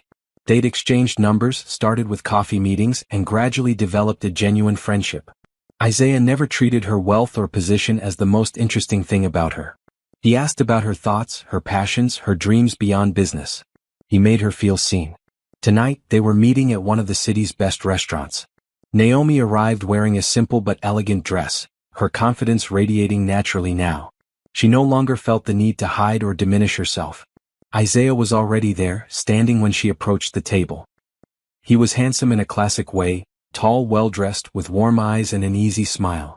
You look beautiful, he said, pulling out her chair. Thank you. You clean up pretty well yourself. They ordered wine and dinner, falling into their usual comfortable conversation. Isaiah told her about his current project, a community center in an underserved neighborhood. Naomi shared updates about the foundation and her conference speech. I saw clips online, Isaiah said. You were incredible. The way you turned your pain into purpose, that's rare. I learned from the best, Naomi said. Your work with community projects inspired me. You put your values into action instead of just talking about them. We make a good team then, Isaiah said, and something in his tone made Naomi look up. He was watching her with an expression she'd seen growing stronger over the past few weeks. Admiration, respect, and something deeper. Naomi, he said carefully, I want to be clear about something. I know you're still processing your divorce. I know you're focused on your work in the foundation. But I need you to know that I'm interested in more than friendship.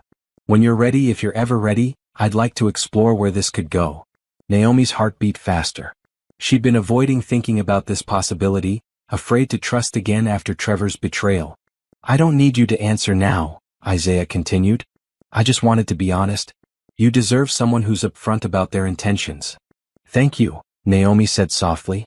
For being patient. For being honest. For seeing me. You're pretty hard to miss, Isaiah said with a gentle smile. They finished dinner talking about lighter topics, but something had shifted between them. A door had opened to new possibilities. As Isaiah walked her to her car, Naomi felt something she hadn't felt in months. Hope. Not the desperate hope that Trevor would realize his mistake, but genuine hope for something new and healthy. Can I see you this weekend? Isaiah asked. I'd like that, Naomi replied. He kissed her cheek softly, a gentleman's gesture that respected her boundaries. Good night, Naomi. Driving home, Naomi thought about how different this felt from her relationship with Trevor. With Isaiah, there was no game playing, no status seeking, no hidden agendas.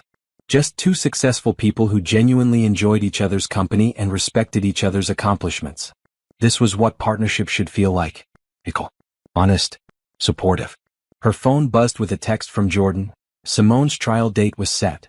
3 months from now. Naomi replied, Thank you for the update. Please forward all future information directly to my legal team. I don't need to be personally involved.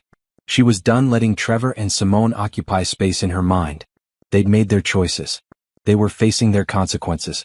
That chapter of her life was closed. When she got home, Naomi walked through her house without the weight of sadness she'd carried for months. This was her space now. Her home. Not a reminder of betrayal, but a foundation for her future. She changed into comfortable clothes and settled into her home office, reviewing applications for the foundation's next grant cycle. Each application represented a woman's dream, a second chance, a new beginning. Just like Naomi's own new beginning. She'd learned that she didn't need to hide who she was to be loved. She didn't need to be smaller or less successful to make someone else comfortable. The right person would celebrate her success, not resent it. And maybe, just maybe, Isaiah Thompson was that person. But even if it didn't work out with him, Naomi knew she'd be fine. Better than fine. She'd survived betrayal. She'd built an empire. She'd turned her pain into purpose. She was Naomi Bennett. Geo. Philanthropist. Survivor. And she was just getting started. 6 months after the confrontation at Tech Vision Industries, Naomi stood backstage at the International Business Summit in New York City. She was the keynote speaker, invited to address thousands of business leaders from around the world. Jordan appeared beside her, holding a tablet. You're trending on social media. Everyone's excited to hear you speak. No pressure, Naomi said with a slight smile. You've got this. You always do. Jordan hesitated. There's something else. Trevor was spotted outside the building earlier. Security removed him, but I thought you should know. Naomi felt nothing at the mention of his name. Not anger, not sadness, not even satisfaction. Just a mild acknowledgement that he still existed somewhere in the world. Is he gone now? Yes. He tried to claim he was a credentialed attendee, but obviously that didn't work. Thank you for handling it. Naomi checked her reflection one more time. She looked powerful and professional in a tailored suit. Her natural hair was styled beautifully. She wore the confidence of someone who'd faced their worst fear and survived. The announcer's voice echoed through the auditorium. Please welcome our keynote speaker, CEO of Bennett Global Solutions and founder of the Bennett Foundation for Women Entrepreneurs, Naomi Bennett. Naomi walked onto the stage to thunderous applause. The audience of 3,000 stood as she approached the podium. She waited for the noise to die down, taking in the moment. 2 years ago, she'd been hiding her identity from her husband. Now she was standing in front of the world's business elite as exactly who she was. Thank you, she said into the microphone. I'm honored to be here today. I want to talk to you about authenticity in business and life. For 45 minutes, she spoke about her journey. Building her company from nothing. Hiding her success out of fear. Being betrayed by someone who couldn't see her value. And finally, reclaiming her identity and using her experience to help others. The Bennett Foundation has now helped over 800 women start or expand businesses, she announced. We've distributed over $15 million in grants. We've created a network of support that spans 6 continents. And we're just getting started. The applause was deafening. But more than the numbers, what I'm most proud of is this. We've helped women remember their worth. We've shown them that betrayal doesn't define them. That their value doesn't depend on someone else's ability to recognize it. That they can build something extraordinary from the ashes of their pain. After her speech, Naomi did media interviews and posed for photos. Every major business publication wanted a quote. Every news outlet wanted her perspective. She handled it all with grace and poise. As she was leaving the conference center, her security team flanking her, someone called her name. Naomi. Please, just 1 minute. She turned to see Trevor pushing through the crowd, security trying to intercept him. Please, he said desperately. I just need to talk to you for 1 minute. Naomi nodded to her security. It's fine. Give us a moment. They stepped aside, staying close enough to intervene if needed. Trevor looked terrible. He'd lost weight. His clothes were cheap and ill-fitting.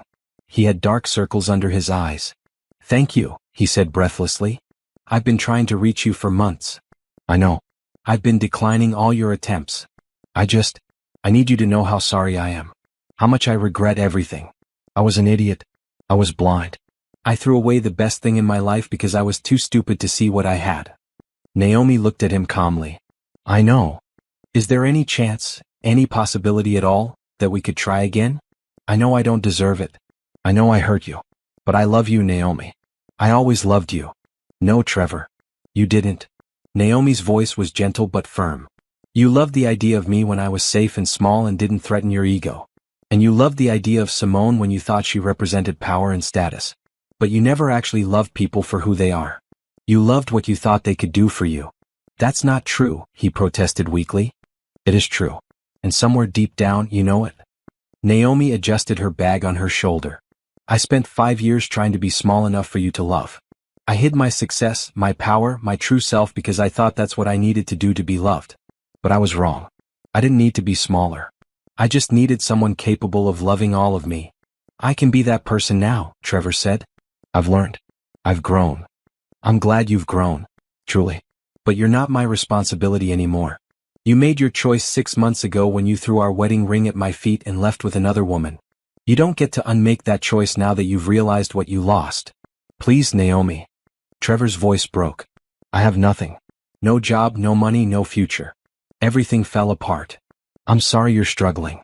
Genuinely. But I'm not going to save you. Naomi looked at him with something close to pity. You need to save yourself, Trevor. You need to figure out who you are without defining yourself by who you're with or what status you have. That's work you have to do alone. I made one mistake, he said desperately.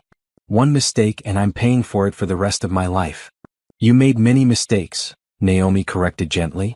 Leaving me was just the final one. You spent years valuing status over substance. You violated professional ethics. You betrayed trust. These aren't mistakes, Trevor. They're patterns of behavior. She signaled to her security that she was ready to go. Wait, Trevor grabbed her arm, then immediately let go when security moved forward. Just tell me one thing. Did you ever really love me? Or was this all just a test I failed? Naomi considered the question seriously. I loved you very much. I loved you enough to hide who I was so you wouldn't feel intimidated. I loved you enough to want you to love the real me. But you couldn't do that because you didn't know how. And that's sad, Trevor. It's sad for both of us. What about you? Trevor asked. Are you happy now? Did destroying my life make you happy? I didn't destroy your life. You did that yourself. Naomi's voice remained calm. And yes, I'm happy. Happier than I've ever been. I'm dating someone who celebrates my success instead of resenting it. I'm running a foundation that helps women reclaim their power. I'm living as my authentic self without apology. Who are you dating? Trevor asked, his face crumpling. That's none of your business. Naomi turned to leave, then paused. Trevor, I genuinely hope you figure yourself out. I hope you learn to value people for who they are, not what they can do for you. I hope you find happiness that doesn't depend on status or appearance. But I won't be part of that journey. Goodbye. She walked away, flanked by security, and didn't look back. Trevor stood in the street, watching her go. The woman he'd thrown away. The woman who'd been everything he claimed to want. The woman he'd been too blind to appreciate. Gone. Meanwhile, Naomi climbed into her waiting car and immediately felt the weight lift. That conversation had been necessary closure. Trevor had needed to hear her truth and she'd needed to speak it. But now it was over. Truly over. Her phone buzzed with a text from Isaiah. Saw your keynote online. You were brilliant. Dinner tonight to celebrate? Naomi smiled and typed back, I'd love that. 3 hours later, she sat across from Isaiah at an intimate restaurant, candlelight reflecting off wine glasses. They'd been dating officially for 3 months now, and everything felt natural and right. I'm proud of you, Isaiah said, reaching across the table to take her hand. What you've built with the foundation, what you've overcome personally. You're incredible. I learned from the best, Naomi replied. You taught me that success means nothing if you can't share it with others. Your community projects inspired the entire foundation model. We make a good team. We really do. Isaiah squeezed her hand gently. I love you, Naomi. I know it's only been 3 months, but I need you to know. I love your strength, your compassion, your brilliance. I love all of you. Naomi felt tears prick her eyes, but they were happy tears. I love you too. It was the first time she'd said those words since Trevor left. But they felt different now. More real. More true. Because Isaiah loved Naomi Bennett, CEO and billionaire and force of nature. He didn't need her to be smaller. He celebrated every part of her success. This was what love was supposed to feel like. Later that night, Naomi stood in her home office, looking at the wall where she'd once hidden magazine covers featuring her face. She'd taken them down months ago. She didn't need to hide anymore. On her desk was a letter from a grant recipient, a woman who'd left an abusive marriage and used the foundation's support to start a graphic design business. You saved my life, the letter said. Not just financially but by showing me I could be strong. Thank you. Naomi kept all these letters. They reminded her why the pain had been worth it. Why Trevor's betrayal, as devastating as it was at the time, had ultimately freed her to become exactly who she was meant to be. She pulled up the news on her tablet. There was an article about Simone's trial. She'd been convicted of fraud and embezzlement, sentenced to 5 years in prison and ordered to pay restitution. Her career was destroyed. Her reputation was ruined. Trevor wasn't mentioned in the article, but Naomi knew he was out there somewhere, working a low-level job, struggling to rebuild his life. Part of her felt compassion for him. But mostly she just felt indifferent.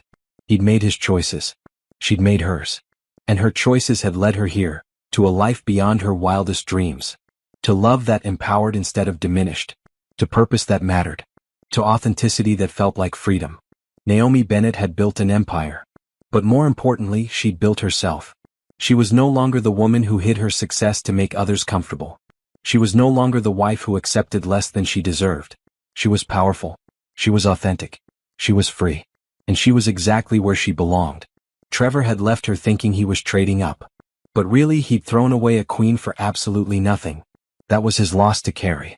Naomi had already moved on to better things. She closed her laptop, turned off the lights and went upstairs to bed. Tomorrow would bring new challenges, new opportunities, new ways to make a difference. But tonight she would sleep peacefully, knowing that she'd won. Not by destroying Trevor, but by becoming fully, unapologetically herself. And that was the best victory of all.